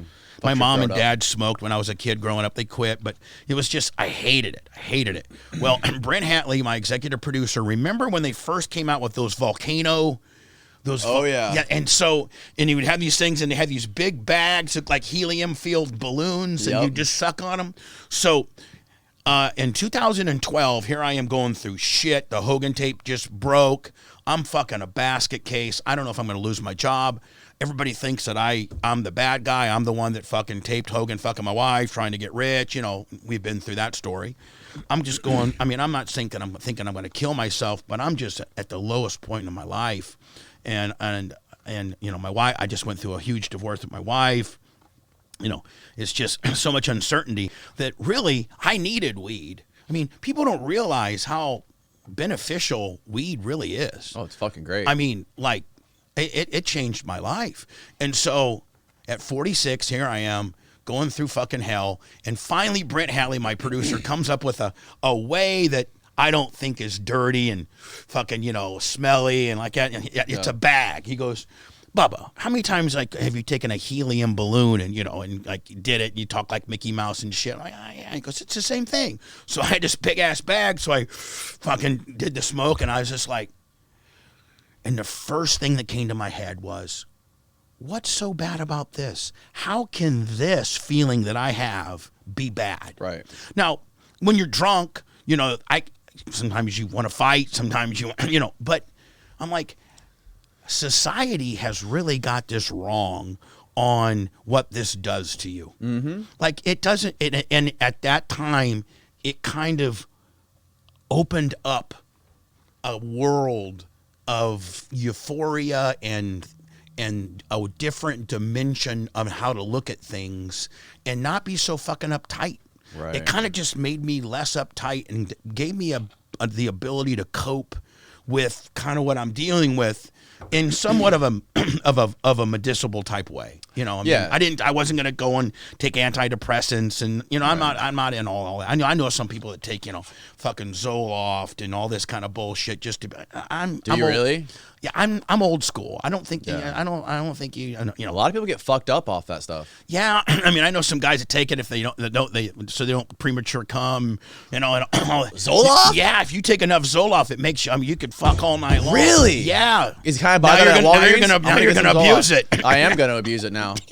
Tanny Jones, 3 refills, Zoloft, please. Oh, you wear your bitch out. I don't need a prescription? Well, yeah, you do. Oh, fuck. We can find street level. Yeah, street level shit going on. I'll find a doctor. I mean, you live in Pinellas Park. We can get exactly. the in place. Yeah, exactly. That's I know a funny. guy who knows a guy who knows a guy. We'll Perfect. get you some Zolies. Are you serious? You're microdosing now? Mushrooms? Yeah. Really? Yeah. What do you think about that? How do you like it? I love it. I love it because it's just it's I don't ever take too much that trips me out, but I take enough to make kind of fuzz me out. I kind of call it. Kind of like on the edge, on the fence of like tripping too hard. Yeah, I've not tripped. Never hallucinated visually? Nope. I just, kind of just a little bit, and it just kind of takes the edge off a little bit. Do you do it when you're live, when you're on radio? Oh, yeah. Do you really? Oh, yeah. Does it help? Enhance it? Yeah, absolutely. Yeah, it does. I mean, that with a gummy chaser, man. Oh my God. You'll be fucking the next Howard Stern, Danny Jones. God damn. Fuck Danny Jones. We'll make you a rock star, buddy. I mean, we got to work Danny Jones. I mean, come on. You got to put some fucking showbiz in that, you know? Yeah, that's kind of Danny Jones. I mean, that's the fucking, guy who mows my lawn. That's the guy who cleans my pool. What a vanilla fucking name. Yeah, Danny Jones. Yeah, Concrete's good. good. Shitty name. Yeah, Concrete. Yeah, Concrete is a cool name. I mean, Concrete's so good that who gives a fuck about who Danny Jones is? I agree. That's what I'm saying. That's what I'm hoping for. Yeah. But what I wanted to get at, before you started to get like really big on the bone, and like one of the things that made you so interesting to me when I was younger, when I was like in my teenage years working construction, listening to you every single morning, was that not only were you super fucking entertaining, you always had the craziest fucking people calling in, like Tucker, and you had Hulk that would call in. Oh, yeah, every day. But on top of that, you were known for being this fucking like rock star rich person. Yeah. Like you're like, oh, I got millions in here, got this $1 million mansion, but like this guy's fucking rich as fuck. I was rich. Listen, I'm not trying to brag. But that makes you so much more interesting. Fuck. I was doing, in my heyday, I was doing $5 million a year. You know, I had 3 or 4 years at $5 million. You know, I mean, I had a fucking plane. You know, I had fucking, yeah. I mean, and I'm not, and I say that, you know, I say that humbly because I lost it all. And I was fucking stupid about it. And if I had my mindset today, if I'd started fucking doing weed at 36, I'd probably have half of that left, because I'd be like, you don't need to go out and pay cash for $100,000 Escalade when you can fucking finance it for fucking 2%. You know what I'm saying? Like, you know, like just stupid shit. Yeah. You know, you don't need. How old were you in the peak of your career? Well, I would say the peak of my career, the money wise, you're talking about? Money wise and like popularity wise. Probably 06 to 12. That 6-year period when we were heard both on Sirius. We were afternoon drive on Howard, on Howard 101. So we had Howard's rub, and then I was on 14 Cox. You know, I mean, fuck. I was making $1.5 million for my Tampa deal. I was making $500,000 per affiliate. So $500 for Orlando, $500 for Jacksonville, $500 for Miami, $500 for Richmond, $500 for Fort Myers, and then Sirius paid me $2 million. You know, so I did 6 years of that. So I would say, how old was I in 06? I was born in 6. So was I 40? 40. 40 years old. 40 years old. Wow. 40 years old, you know, hot fucking wife, you know, 2 kids. Running around, getting drunk with Hulk Hogan. Running around. It was such a fucking pimp that when I went to the Lightning games, I parked where the players did and walked in through the players' way. That's how I got to the game. That's so fucking badass. So, and again, I say that so humbly, and I wish I would have taken a step back at that time and realized what I had and and been a little more appreciative and thankful for what I was, for what I had, and certainly had a better savings program. You were definitely you're a fucking an outlier, especially when it comes to like this. You're not a liar or an outlier? No, you're not. If you're a liar or not, your lawyer. I'm will brutally honest. Yeah, but an outlier. But like, yeah, you. It's obvious that you have extreme fucking talent when it comes to this media form. But I wonder, like, what your perspective is on why you became so fucking successful. Do you think it was more of just like this inherent talent or gift that you have, or do you think it was more of just like the discipline and the hard work and the not quitting? I think it was the first. I think that I have an ability to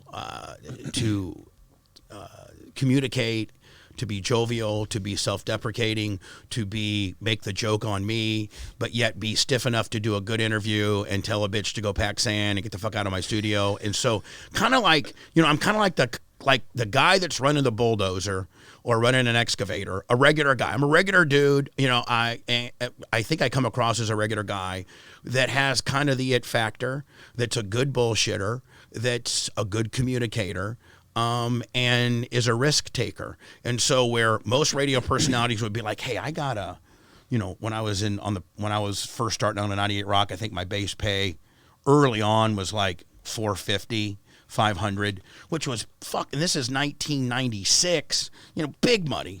So a lot of guys that are making that kind of money will be like, well, I'm not going to take any chances to piss off management because I'm going to lose my gig. I'm like, fuck it. I'm going to go wide open here because it's going to make me more popular. And if I can just get management to stand behind me, it'll escalate the fucking rock star popularity deal, which will equate to more money. And I've always bet on myself. I've always bet on myself, and I think that's, I'm a risk taker and an outlier, and some of the risks I've taken have been not good for me, and but if you look, I mean, listen, I got fucked up over the Hogan sex tape, but that might come back and boomerang back around to help me when the truth gets out. I mean, I told you the truth and it blew you away. Wait till Netflix tells the truth. I'm not going to. Netflix doing it? No, I don't know who's going to do it. The documentary game is a really fucked up game in itself. It really is. We may have to go to some film festivals or some things like that, but we are in the process of shooting it now. And in shooting it, we're shopping it as well. We have there's a ton of people in the streaming space now. It's just not Netflix, Paramount, Peacock, everybody is looking for content. And when we tell our story, the average person has the same reaction as you. We're like, you're making this up. We're like, no, here's an 1,800 page, Hogan versus Cox complaint that completely validates everything from phone records to FBI. We're in the process right now. The FBI is being a bunch of fucks about giving us this surveillance of the Sandpearl takedown.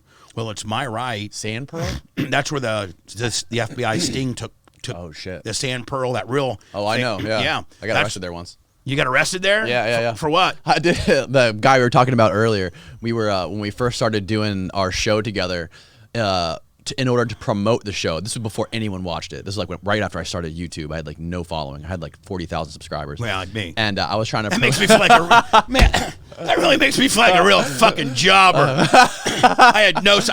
I'm trying to get to 45. I'm at 44,800 sucking dick. Is that where you're really at? Yeah. Oh fuck. 44,800. I'm sucking dick for beer money here, and you're saying I got arrested on some bullshit when I had nobody listening to me. Well, you have fucking Twitch, so whatever. It doesn't matter. Yeah, well, still. Anyways, I didn't have Twitch, but I was trying to promote the thing. I was trying to blow the show up on YouTube. So I'm like, how the fuck can I do this? My buddy Jack has this really fucking big YouTube channel with over 1 million subscribers called Jug Squad, where he does fucking pranks. I'm familiar with him. That's Tifu's brother. Tifu's brother, yeah. Yeah. So I'm like, Jack, I want to meet that guy too. Oh yeah, I'll get them both on your show. He's fucking. I've seen somebody. I love his shit. Oh, he's the fucking Jug crazy. Squad, right? Jug Squad, yeah. We go he's golfing now. Almost killing it. He is. They're both crushing it. Oh, good for them.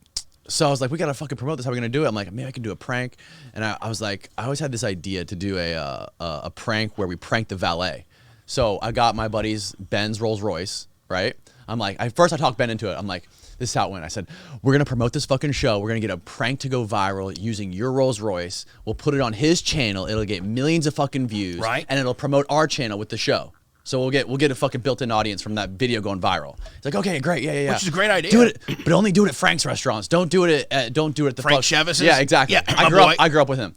Frank Chevis is one of my best friends. Is he really? Frank Chevis. I grew up with his kids. Unbelievable fishermen, are they not? Oh my god. Oh yeah. Dude. Fucking Cody is he is like the Elon Musk of fishing. He is. Frank Chevis is one of my best. Frank Chevis as my wedding present when I married Heather. And I had Stern there, and I should show you the videotape of my wedding. I had Stern. I had Hogan was my best man. Well, I would love to see that. You should post that fucking shit on YouTube. I think I did. But did you? I think I'll have to find it for you. But Chevis catered it all, Salt Rock style. I'm talking about, crab legs, fucking chocolate fountain, steaks, lobster, liquor, whole 9 yards. The bill was $74,000 for catering, okay? At the end. So we go on our little honeymoon. Frank says, hey, when you get back, come over to the Salt Rock, and we'll and bring your credit card or your fucking checkbook, and we'll settle it up. Okay, I'll give you a huge discount. I'm going to give you my cost. The $77,000 should be about $40,000. Okay, and everybody, Howard Stern, everybody is like just raving on just like my fucking wedding was the best catered. I mean, from the Hamptons shit and all the, like my fucking stupid Bubba Clem from Warsaw, Indiana, marrying Heather Cole from West Virginia at the Gulfport Casino was the baddest catered event in the history of the land. So I go to fucking Frank Chevis with my checkbook, and it was going to be like $46,500. Now I had already tipped all the bartenders and that night. I each give them a couple $100, that night. And so it's like a month. It's a month down the road, and I go to write my check, and he goes, "Okay, here it is. Here's the itemized, Bubba. It was $77,500. I took off, my food costs, blah blah blah. I have about $44,500 in it." I said, "Okay, Frank, who do I make it out to?" And one of his LLCs. I make it out to. Boom, boom, boom, boom, boom. I thank you, Frank. I love you. God, it was the best ever. A week later, I get a Federal Express. And we all open one of the things, if you ever want to get somebody to open something, send it to them Federal Express. We all open our Federal. You may not open your mail, but when you see a Federal Express, don't you open it right away? An overnight package, right?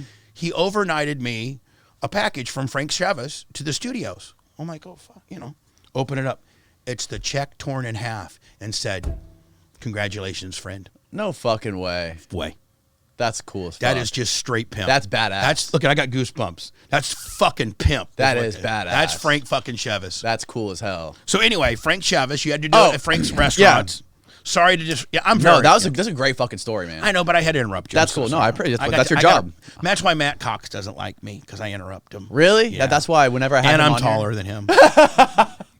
Whenever I have him on here and I talk over him or I talk, he's a little dick. All the commenters, they get pissed. Like, Danny, shut the fuck up. Let Matt talk. Yeah, I'm like, fuck Matt. It's my show. Yeah, exactly.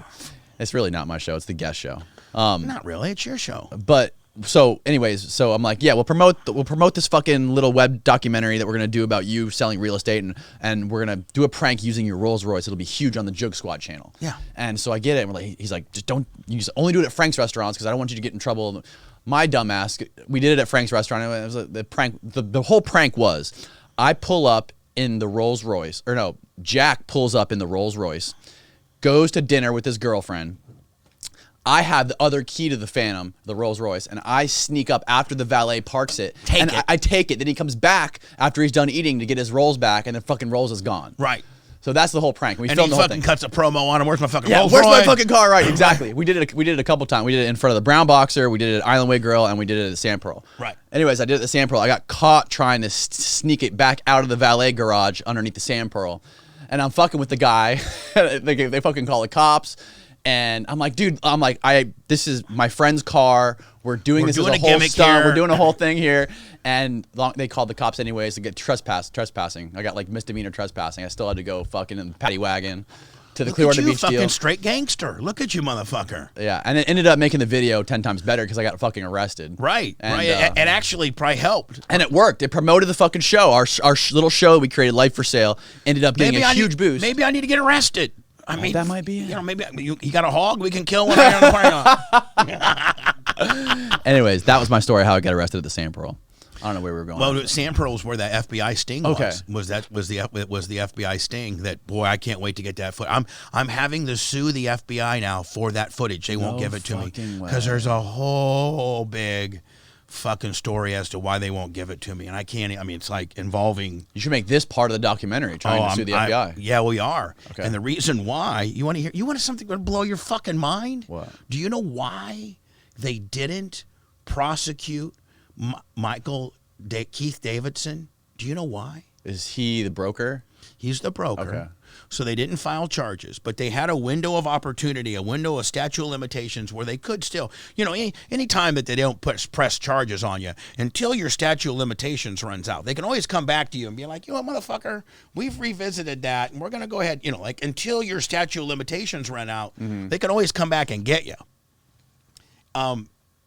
It's been told to me that the reason why they're not giving me the tape is because Keith Davidson was Michael Cohen's hitman. Michael Cohen was Donald Trump's personal attorney. And when Donald Trump cut all these deals with these girls to keep their mouth shut, the Stormy Daniels, the other ones, Michael Cohen used Keith Davidson to broker these deals. So when the FBI went to Michael Cohen to get his correspondence with Keith Davidson so that they could prove Donald Trump. Because remember the FBI, when Trump was in office, even though Trump was the president, the FBI was bound and determined to fuck with Trump nonstop, from the Russian collusion deal to all the fucking shit.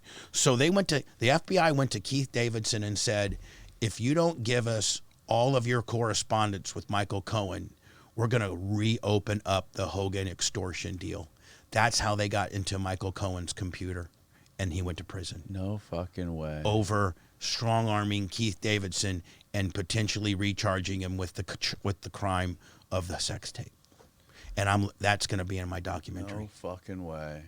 It's crazy how big of a deal that Hogan sex tape was, man. That was like a nuclear bomb. I'm living it. The largest civil verdict in Pinellas County. You know, listen to this. You want me to be a real motherfucker? If you think about this, I probably should be recognized in Hollywood as the highest grossing producer of all time. My minute and 41-second tape made $1 million a second. It was a minute 41. That's pretty crazy. It was a minute 41.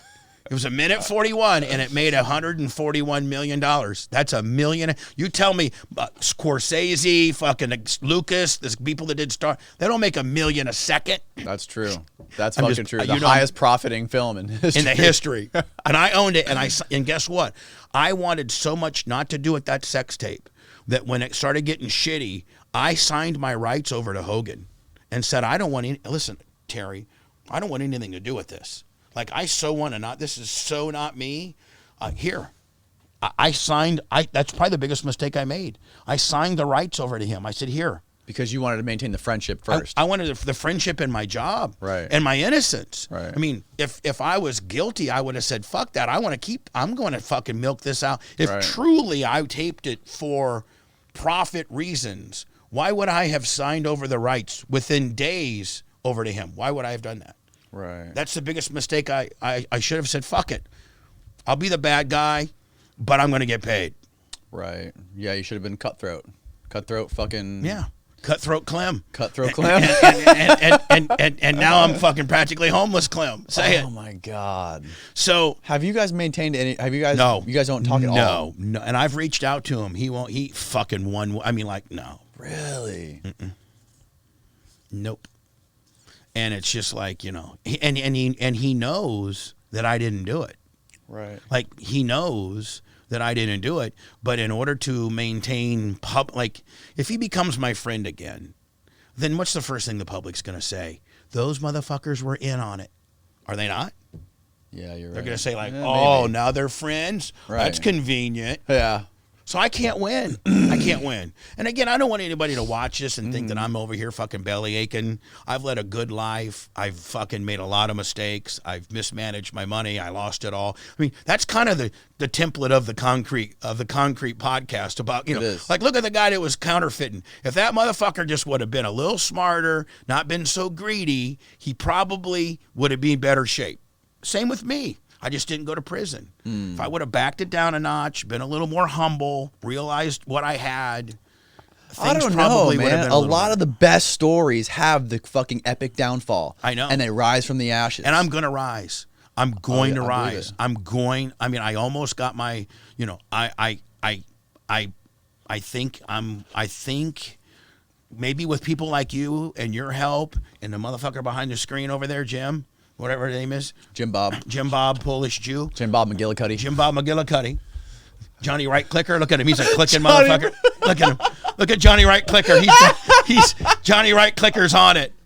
He's got carpal tunnel in that right hand. Calvin Carpal. Look at my man over there. Hitting switches like a motherfucker. But, you know, yeah, man, you got to get on podcasts. I think I'm a likable person. I think I have a huge brand that people know. I think if you don't know me, if you spend any time watching me or listening to me, you can see that I'm just kind of a regular dude. And you know, I think I'm going to get, honest to God, Danny, I think I'm going to get one more shot at it. Because there's just not a lot of compelling people out there. No. Most everything on the internet, or on the radio sucks. It's fucking horrible. It's true. It's fucking horrible. It's true. Regular radio has killed itself. Regular radio should have been developing guys like Joe Rogan and you, and not fucking kicking me out, and not turned into a jukebox with $30,000 a year fucking radio personalities going, that was a Tool, followed by Red Hot Chili Peppers, coming up here on 97 YPO. Cloudy skies today, low tonight 74, tomorrow's high 92. Got to check in with traffic right now. And then after that, 42 minutes of commercials, and then another one from Red Hot Chili Peppers on the new 97 YPO. That's how it is. It is. There's nobody under saying, hey, this is Bubba the Love Sponge, and I got 2 chicks right now in the Howard Franklin that are making out topless, and there's a fucking car, and they're coming to the station, and I'm going to have them, shoot ping pong balls out of certain pieces of parts. Right. So no one's doing regular radio has thrown off all of its real talent. Joe Rogan would have been just as popular on KLSX in Los Angeles, but radio station would be like, what, fucking long form talk radio? Was he doing his when he came on your show? Was he doing his podcast already? Had just started, and here's what. The dude was like a fucking encyclopedia talking about things. Right. So, but in 2008, I had him on the show, which I need to repurpose that video because I think you can help me with it. But he took me aside, and when I walked him out, he goes, "Dude, you got Sirius XM, you got millions of people listening, and I contractually I could have done Like when I was on Sirius XM, I was also doing terrestrial radio. I got to the radio station at 5 in the morning and didn't get home till 8 at night because I was doing 2 shows a day. I was doing terrestrial mornings and then afternoon satellite. So I could. What does terrestrial mean? Regular radio. Regular, okay. Like The Bone, 98 Rock, things like that. So I was doing that and then doing a standalone exclusive show for Sirius. So I was doing 8-9 hours of radio a day.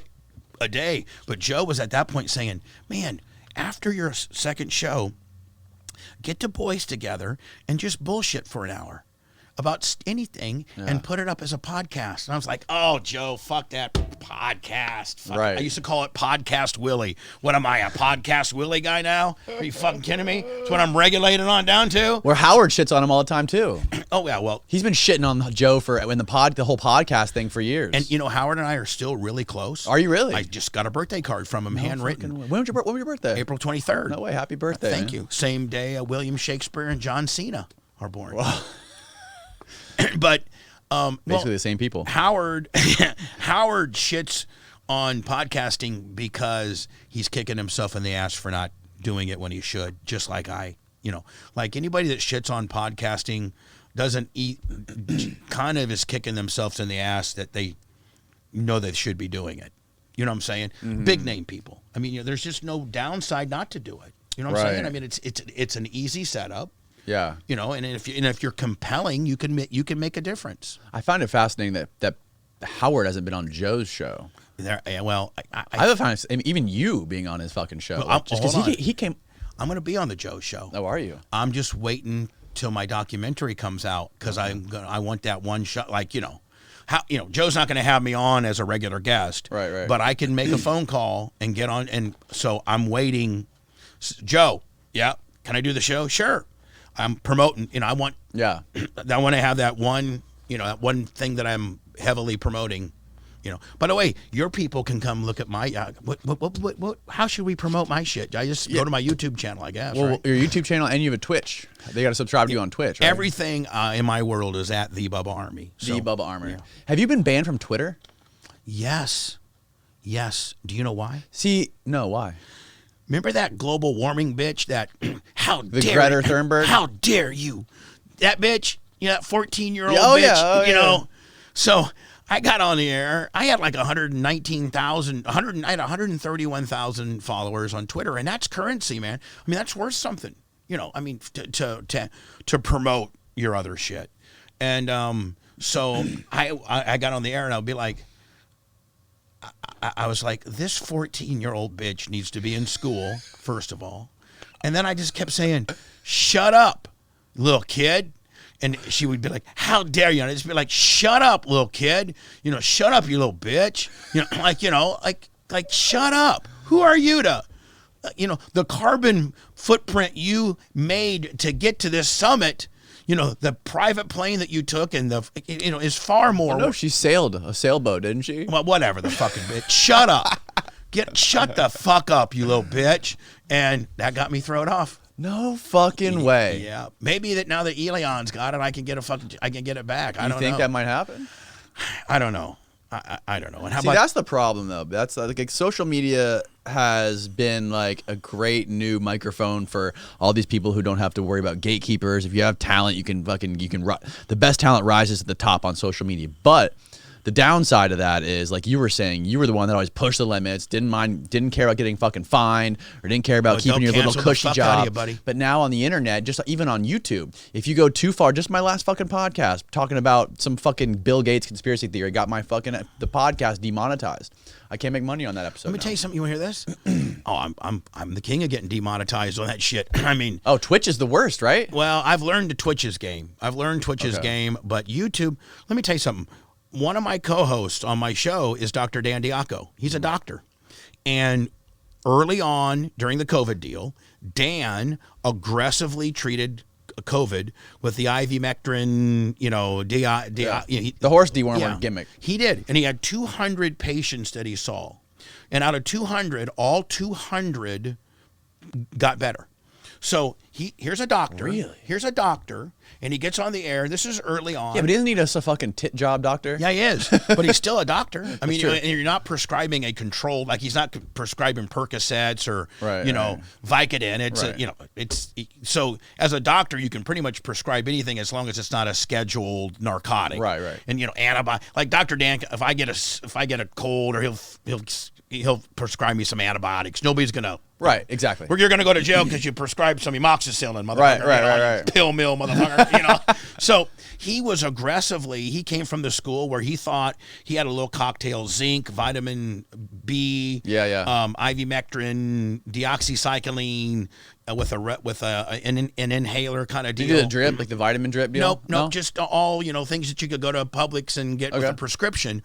Well, he was on my show, and so as a doctor, this wasn't his opinion. He was giving non-HIPAA violations, meaning he wasn't giving any names of his patients, but he was saying, hey, I have X amount of patients that I've treated as a doctor myself, and here's the results. Here's what's happened. This is how I treat them. Because it went against WHO guidelines, that YouTube suspended me for a week by having a real doctor, not some motherfucker off the streets, a real doctor talk about his real patients and how he's really treating them, because it went against you have to get vaccinated, 2 shots in the fucking arm. I got suspended from YouTube for a week. That has happened to lots of doctors for doing that, and that scares the fuck out of me. And so, okay, if it's their opinion, I get it.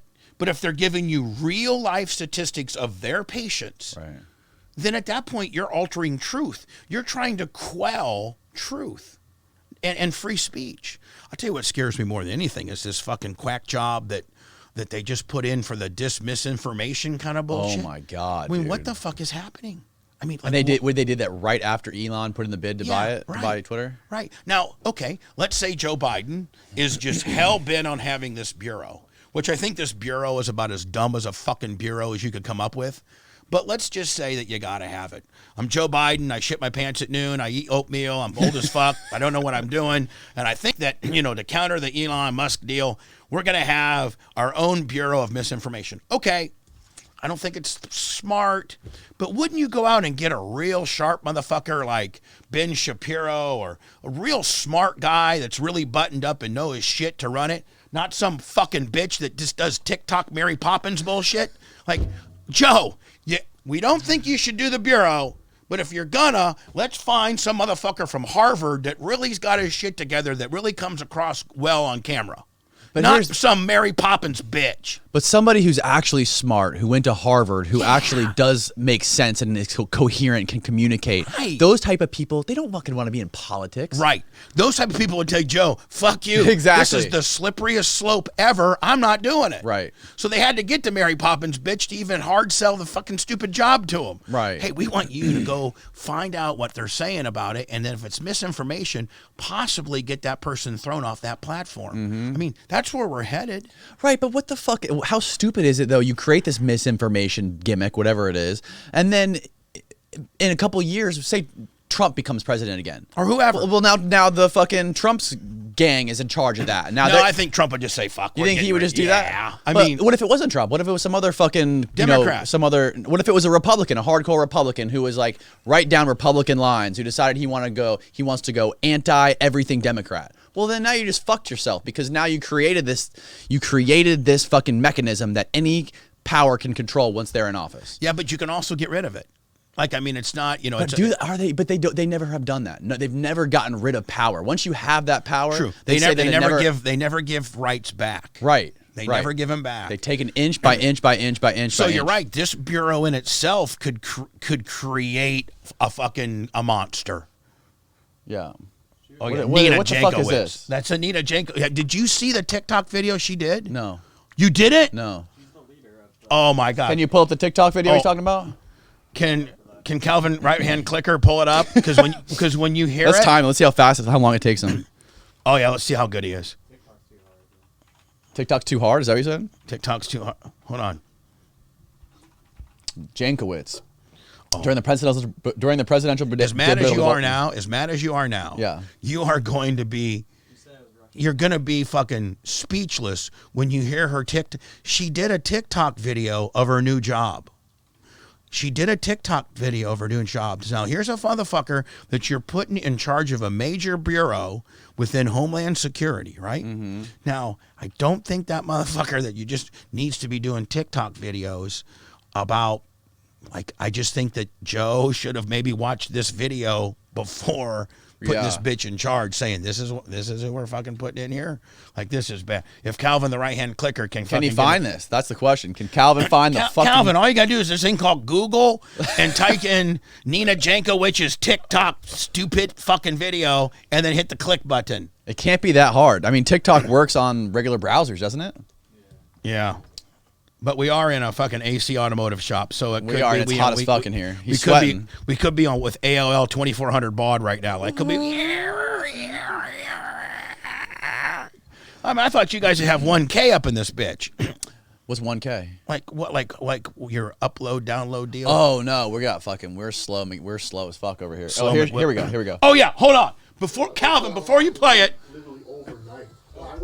Hang on, we got the ad. Turn the ad. We need the ad blocker. Yeah.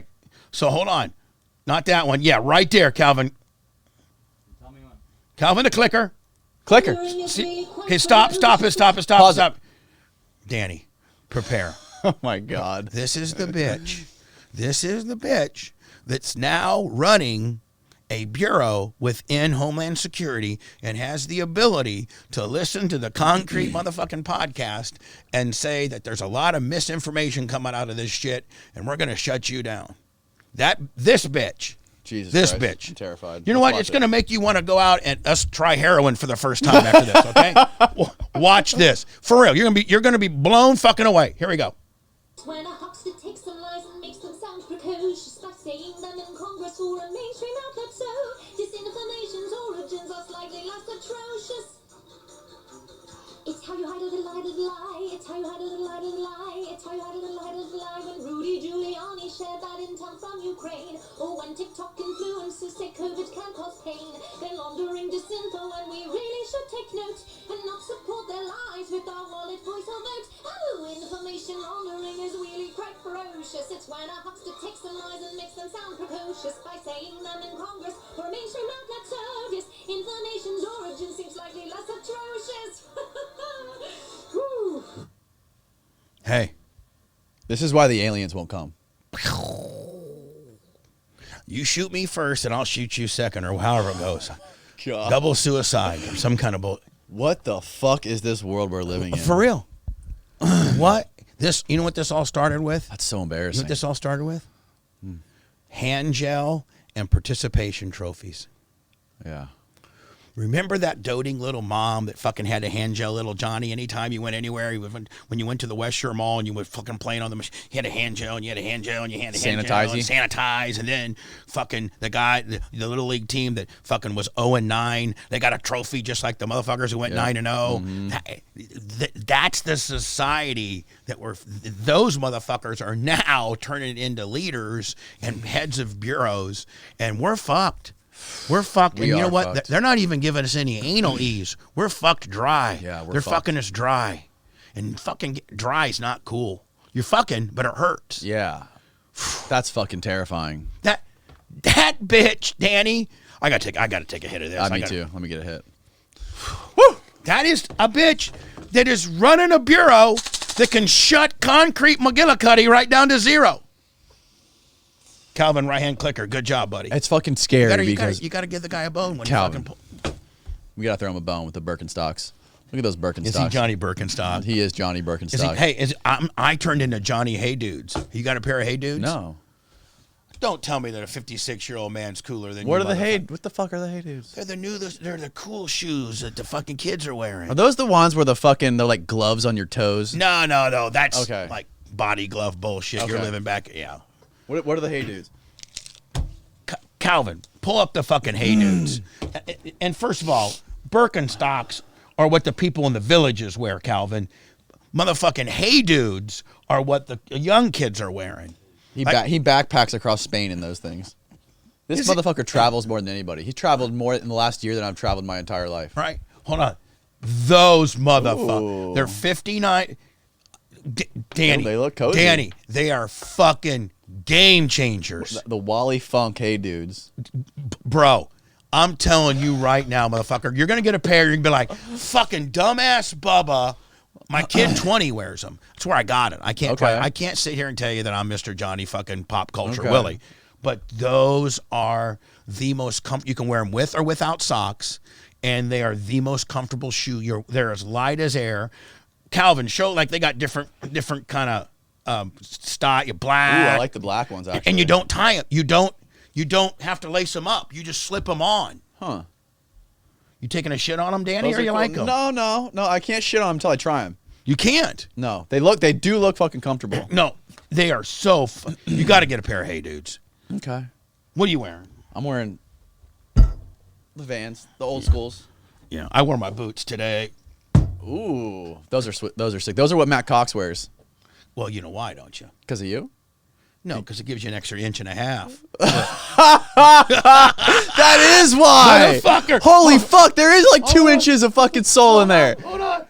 With an insert Willie. Hold on, buddy. Look. Oh my god. Do me a favor. Oh, you do have the fucking insert Willie. Look at that. Hey, don't fuck with me. Oh my god. What size shoe do you wear? I wear 10.5. All right. Put those on once. All right, okay. And what size are these? Like 10.5. Okay. And keep one on, which will show your normal height. Okay. And then those on. All right. I'm showing you all my secrets. You know what? Yeah, you should be my apprentice. I show you all the fucking. Now hold on. Stand with your tennis shoe first. Okay. Now stand with my shoe. Oh yeah. Extra 2 inches all day long. You're 6'2", bitch. Wow, Matt won't even need the surgery after these. No. Holy shit. Those are Georgia boots. They're These the are best. badass boots. They're slip-ons.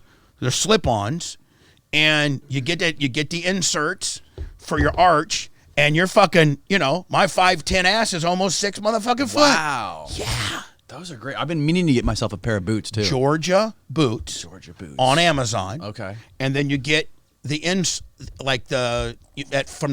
foot. What is that foot? What is that place called? God damn it! Foot store. Happy Feet. Happy Feet. That's where you buy those. Yeah. And you go in there and you stand on a machine and it tells you like what kind of arch support. But they're an insert. And so you get an extra fucking way. Yeah. Do you shove the inserts in the cool dudes? No. Okay. No. Okay. No. Cool dudes are just like if you're going to like a Sunday brunch or to the beach. That's what I would ride imagine. your bike. Yeah. Or, going out and get to Mayo or some bullshit like that. Yeah. I gotta teach you up You on got a lot of fucking tricks. old timer tricks. Yeah, old timer. I appreciate the old timer tricks. I really learned. I've learned a lot here today. What the Yeah, man, this fucking this Hey, dudes. this Jankowicz bitch is freaky. Let's not even go down that rabbit hole. It's so fucked up, buddy. It is fucked up, but the most fucked up, like I said, it scares the fuck out of me because these companies got a like picture. Calvin, see if you can pull up her official. Is she hot? No. No. Fuck. She looks like. What do you think about the Jen Psaki bitch? Who's that bitch? She's the one who talks. She's the redheaded bitch who stands in front of the podium. Oh, she's got fired. Oh, did she really? Yeah, they just replaced shows her. how much I know. I don't like her. I don't like gingers. You No. can't trust a ginger. No, you can't. No. Gingers are soulless. Yeah. You think all of them are soulless? They're hot. They're good in bed. Are they really? Yeah. Oh, this is the new bitch. No. Who is this? But this is Jankowicz. Yeah, but she's got her U.S. right there by the flag. This is her official U.S. picture. No. Oh my God, they got the fucking. You had it there earlier, Calvin. Click back one. She's got the Twitter profile. Let me guess. Oh, yep, she got the Ukrainian flag. Right there. No, her official U.S. right there. Right down one. Right there. I think this is her official. Okay, yeah, no. White House picture. Yikes. Oh, why not show it? Yikes. Does she have her pronoun? Now I got the hey dude ads. Does she have the pronouns on her Twitter bio? That's what I care about. Go to her Twitter bio. Oh, Austin. Top right.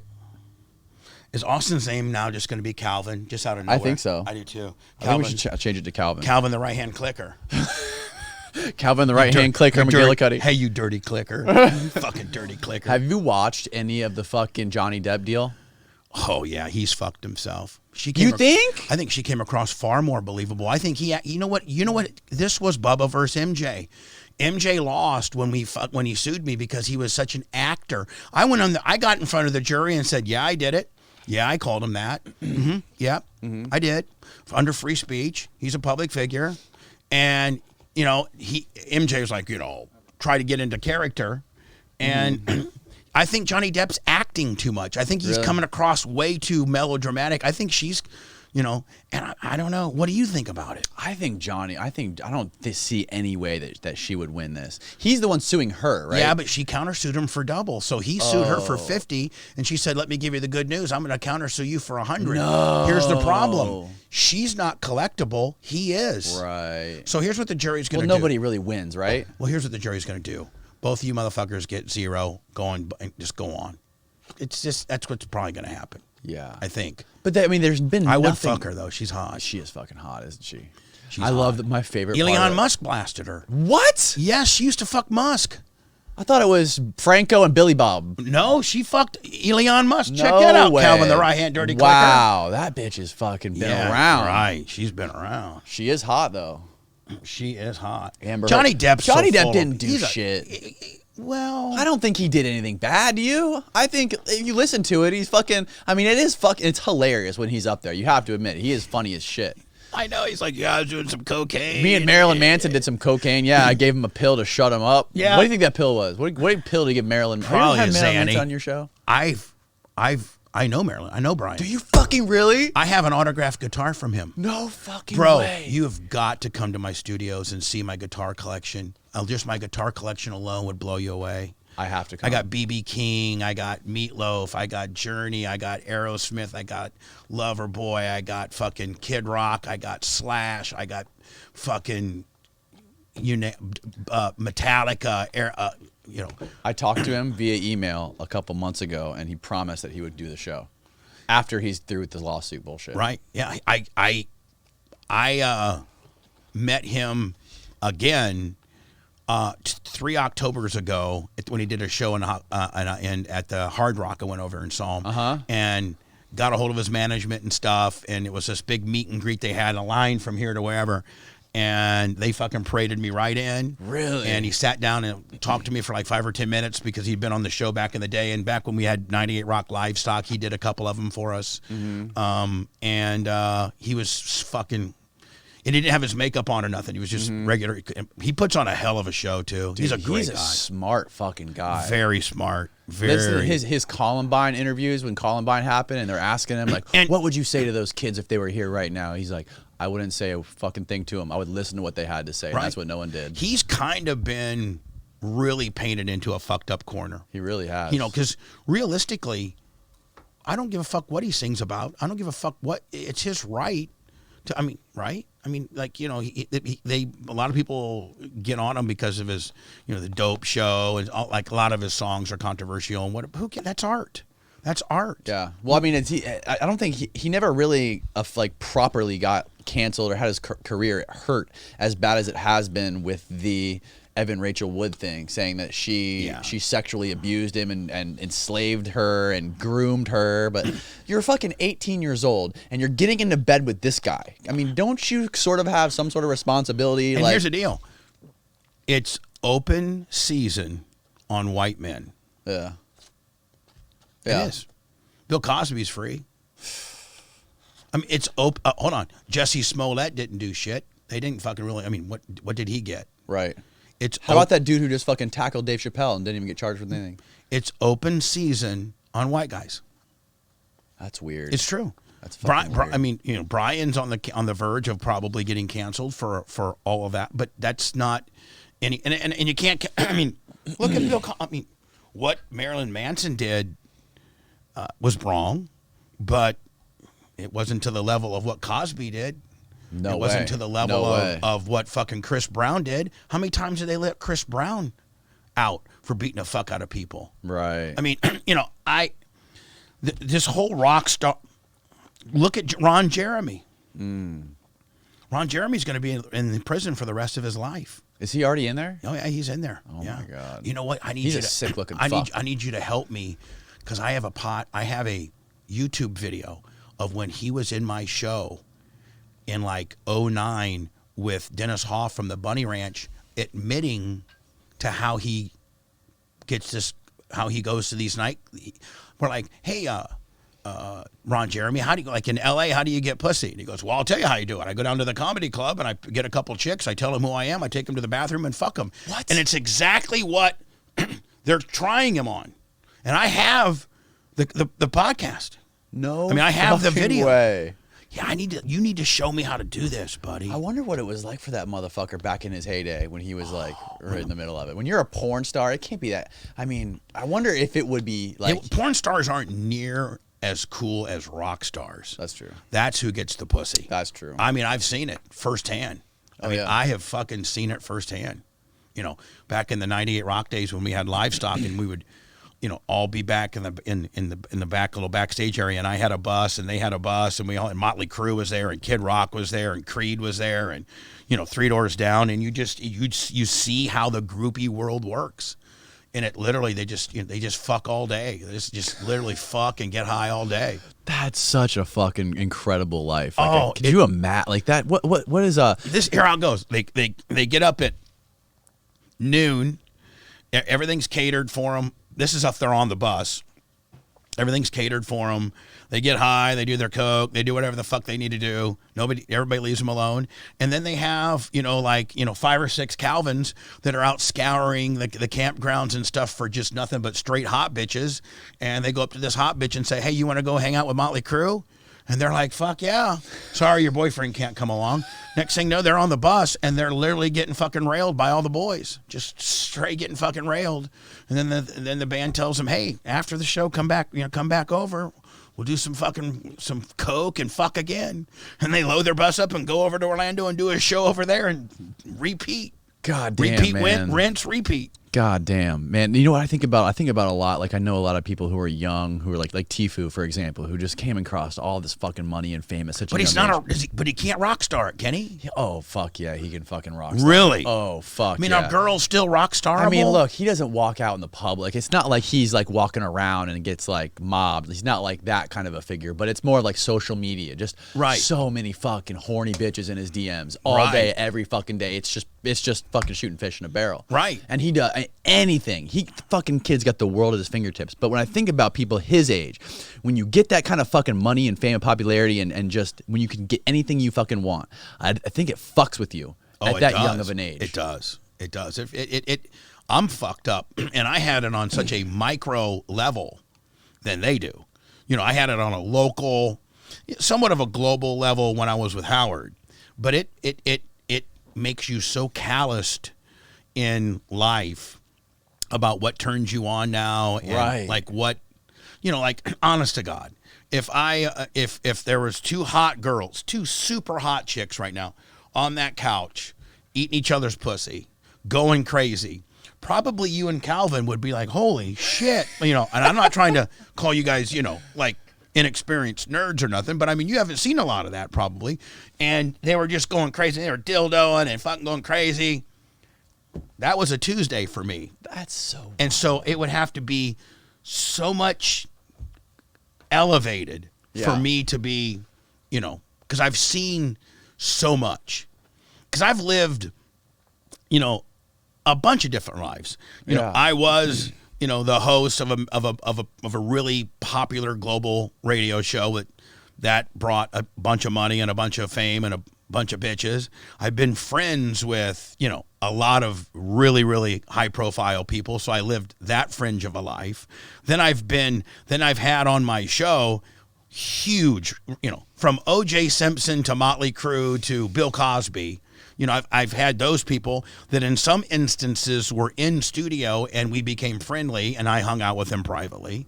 So I've kind of been, in that world on a couple different, one, I've lived a little bit of it, but I've also seen a lot of it as well, or been the guest of it. Mm-hmm. And it's, God, but it's changed. I mean, it's like, you can't run bitches the way you used to run bitches. What do you mean? Well, I mean, back in the day, they didn't have phones. They didn't have, if you get a girl now, if you're a rock star now and you're fucking a girl backstage and she snaps a picture or something like that, I mean, you're fucked. Right. You're fucked. Back in the day, you could just be, you don't have to worry about her posting, hey, I just left, fucking such and, Tifu's, hotel room and here's a picture of his car as she's leaving. Like, I mean, now, I mean, you gotta... I don't even know how those guys do it now. You have to probably have them sign NDAs the minute they walk in. Oh yeah, right. I've heard stories about that. I've heard stories about like NBA player, like fucking NBA player life behind closed doors. How they had those parties where all the girls have to sign NDAs. I knew a couple girls that used to fuck athletes back about 5 years ago, and they had to sign an NDA and put their cell phone in their, like those little Yoder bags, like the comedy shows. Yes, and in that. Or in the refrigerator or something like that, and sign an NDA with a picture of their driver's license before they could get into doing what they were going to do, which was fuck. Right. So, yeah. I think there's no possible way in hell LeBron James has been faithful to his wife. Oh, no way. I used to hang out with a guy that played for the Lakers. His name was Tony Smith. Uh-huh. And he was there from like 90. He was from Marquette. And he was... a second string guard. And when I met him in Milwaukee when I was in Milwaukee. And then I came to Tampa and he was still playing for the Lakers. I think he played in the league like 8 or 9 years. And when he would come and play, like when the Lakers play in this area, usually the NBA routes him for like, they'll play Atlanta, Orlando, the Heat, Charlotte. They kind of route him that way, So Randy Fund was the coach, and I took like 3 or 4 days off the Power Pig as a vacation because Tony Smith called me and said, hey, why don't you meet me in Orlando? Have a friend drive you over to Orlando. And this is like 1993. And I got pictures of me and James Worthy and Vlade Divac and all these guys, Anthony Peeler. And so I kind of got a 3-day look at the NBA life. And so I got driven over to Orlando. Tony had a suite, like a 2 adjoining, like not a suite, but a room that adjoined onto another room. So I had my own bedroom. So he got in, he checked in the hotel room. They got in like around, noon. They had shoot around. The team had a shoot around like at 3 or something. And then they played, and so they went back, and I got to go to all of this. And then they had the game like at 7, so they went back to the hotel room and a little catered deal, and they all ate and took a nap and shit. And then they went and played the game. And so I had players tickets, blah, blah. Well, then the fun begins because they spent the night in Orlando because the next game was in Miami the next day. So they just stayed in Orlando. Well, every player has a black book at that point of every girl in town that they have either fucked or hooked up with, and they call them all to the lobby, and then they just go down to the lobby and pick who they want. They fuck them, they go crazy. Mm-hmm. Well, Tony was already working on the girls in Miami a day before, so Orlando goes. So we get on the team plane. I get to fly with them. Like well, there's only like 15 guys on the team, and with superb, there's probably 30 total people that travel. So they had a chartered, they chartered like they didn't have their own Lakers plane back then. They would just charter like a Delta deal, but they had the players could bring friends and stuff as long as you were cool. So they flew into Miami and they just did the same thing. Had a whole list of chicks. Fuck them. And then Tony was working on the Atlanta girls and the Charlotte girls. And that's how it goes. Every night there'd be 2 or 3 different girls. And the game was just something they had to get. They had to play the game, but the game was fucking. That's fucking crazy, man. The game was fun, and every one of them did it. That is every one of them did fucking crazy. It all just boils down to fucking fame and money. Everything boils down to fame and money. That's what it's all about. It's fucking bananas, man. And now you can get fame and money so much differently than you used to. Let's refer back to Tfue. Back in the day, to a guy that played video games, would you ever be able to attain the level of and I'm saying this I have so much respect for this dude. Oh yeah. Like I got nothing but love for this motherfucker. This guy's the man, right? But it's so cool now that fame and money used to just be either you inherited it, your family had it, you were an athlete, you were a rock star, an entrepreneur, a highly educated businessman that invented something. Like there was only a little bit of a pie on how to get. But now, with the advent of what you're doing and what Tfue does and gaming and TikToking and shit, fame and money can be for the average person. It used to be you had to be a mega star that was indoctrinated into fame or money. Your parents. You were a Rockefeller. You were the this or that. Yeah. Not anymore. It's the Wild West. It really is. But there's so much shit out there that you have to be able to rise above the top in order to get noticed. And you got a great foothold and a great start on it. The funny thing you might be more famous and have more money than me someday. Probably already do. I doubt Got 2 kids. Highly doubt that. Fuck. Anyways, the thing about Tfue, it's just so fascinating, is that like people jump on the bandwagon with things, right? Like I jumped on. I wasn't doing podcasts before. I started this podcast like 2.5, 3 years ago, maybe. And I did it because it was already a thing that was starting to like gain momentum. I'm like, maybe I should try doing this. My whole view on this podcast is like I came from the documentary world. So this is like I can do a documentary a week, but there's no B-roll. There's no music cut into it. So that's how I think about this. But I did kind of jump on a bandwagon. Tfue, he was playing fucking video games when it was not cool, when there was no money. Right. When his brother was fucking getting rich, making all these prank videos, right next door, living in the fucking room next to him. And Tfue wouldn't go participate in all these videos and try to ride his brother's coattails. No, he was in his room by himself playing fucking video games, not getting any pussy. Right. And then all of a sudden... the Juke Squad's out there killing it. Exactly. And then in 1 month, he fucking... skyrocketed 1 million times fucking higher than his brother. Yeah. Like, there's something to say about sticking to something even when it's not going good and no one else is doing it. Well, you're a prime example of that as well. I mean, you don't have 500,000 subscribers because you quit. You don't have 500,000 subscribers because you don't have any talent. You don't have 500,000 subscribers because you don't have interesting people. I mean, I got people in radio that have been in radio a long time that are big time fans of your podcast because it's good shit. I mean, off the top of my head, I can tell you, 3 or 4 of the things. I mean, the counterfeiter guy, the Matt Cox guy, the FBI guy, the guy that found the fucking Whitakers in. I mean, you got some great shit going. Don't stop. I mean, what happens when you hit 1 million subscribers? Who knows, man? I just keep going. You do documentaries? Yeah, that's how I started. I started doing documentaries. Have you ever seen Deckhands, the documentary I did on Madeira Beach? No. Holy fuck, you gotta watch. It's the best thing I've ever done on YouTube for sure. But could I off the air Yeah. when we get done, show you my little 7-minute sizzle. I would love to fucking watch it. Because I'm in kind of a little bit of a limbo where I'm making a change with the people that I'm working with. Mm-hmm. And, you know, maybe that might be something you'd be interested in. Yeah, I would love to. I would love to see it. I would love. It's only 7. My sizzle is like 7:22, which is a little long for a sizzle. But you know, I'd love for you to watch it. Have you ever seen the commercial I did with Hogan and the Wrecking Ball? Yes, was that you? I made that. Yeah, that was me and my friend Luke. Literally, it was to promote this fucking hosting company. These guys came to me and they're like, "Hey, we're you did that?" Hogan, yeah, Hogan came to me because I was working at that shopping center on Florida Beach where Brown Boxer is. Right. And I worked out every day with fucking Hogan, and he came to me and I've done commercials with him in the past. This was after the sex tape. Yeah. I should ask you about what he says about it. I don't think we've ever really talked about it, to be honest. Right. But I always treaded lightly around that subject. Right. But he's like, because I did a bunch of commercials for Hogan's Beach. That's how I really met him and started working with him closely, and because I was doing tons of commercials with him.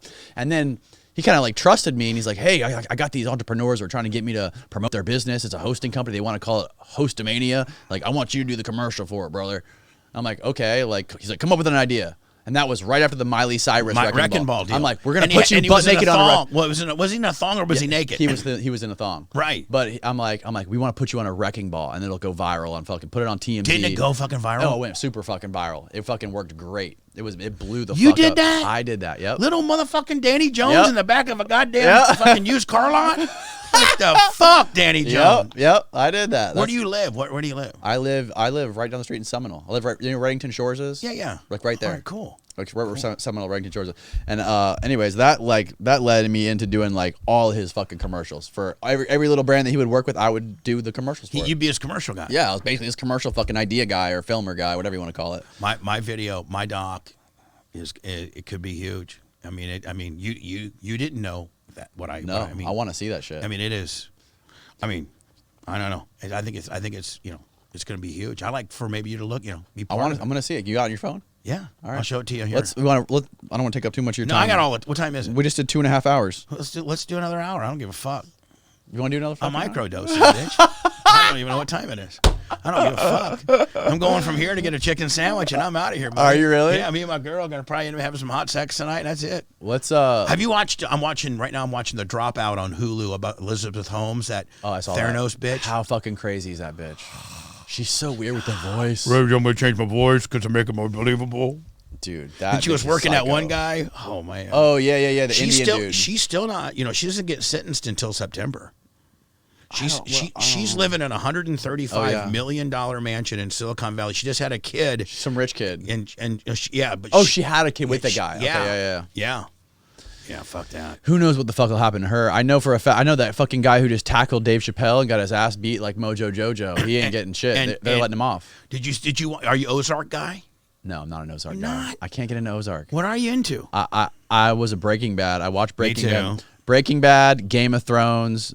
After those two, I gave Ozark a shot. I watched a couple episodes, and I'm like, they're trying too fucking hard. Like, it's too close into the realm of Breaking Bad for me.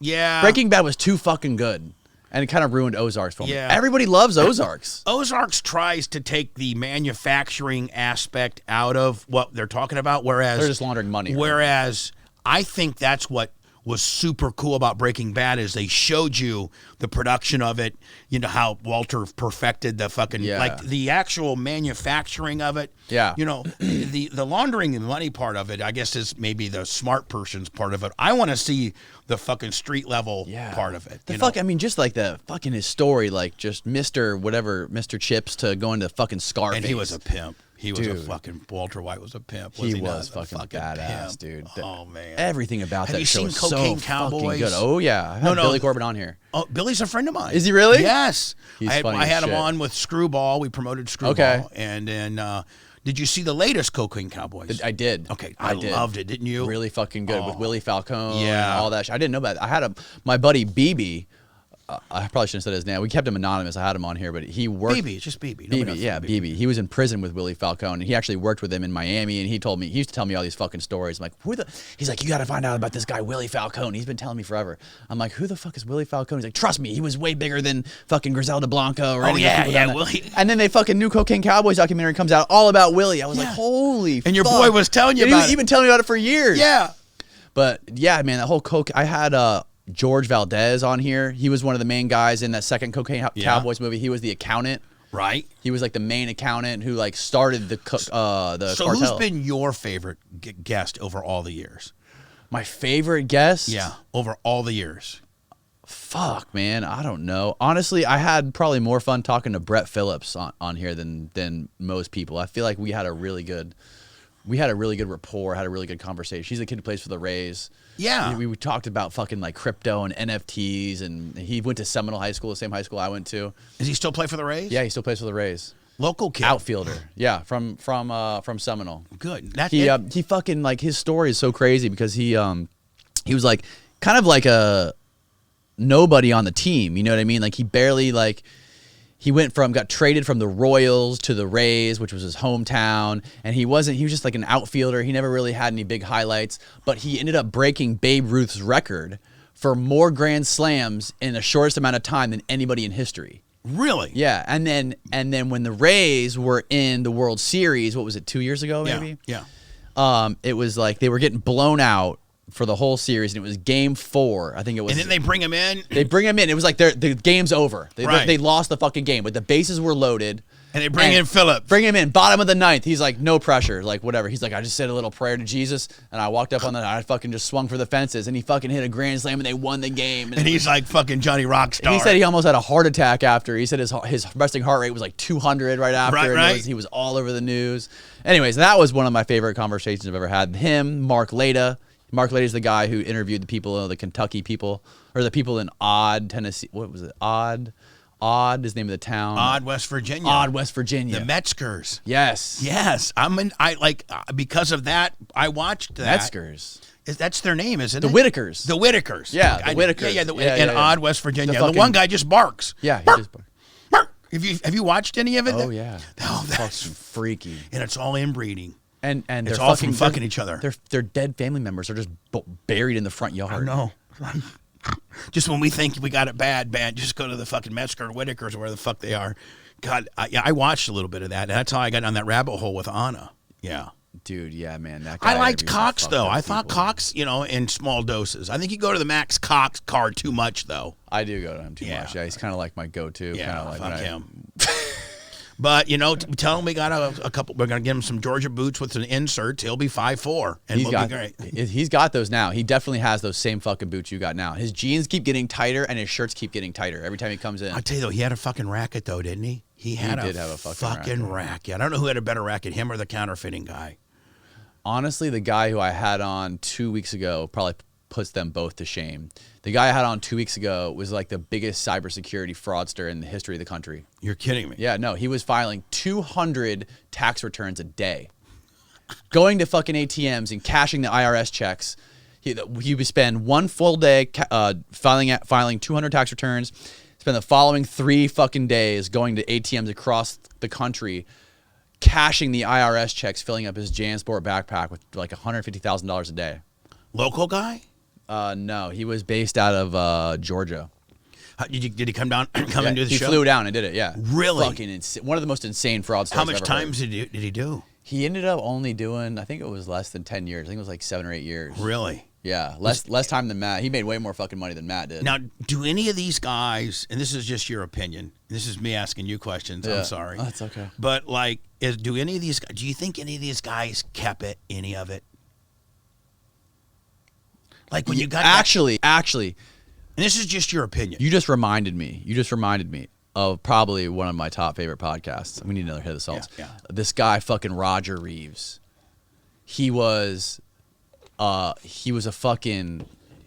pilot who learned to fly because he wanted to fly for missionaries. He was the number one drug smuggler. Yep. I just watched it. Yep.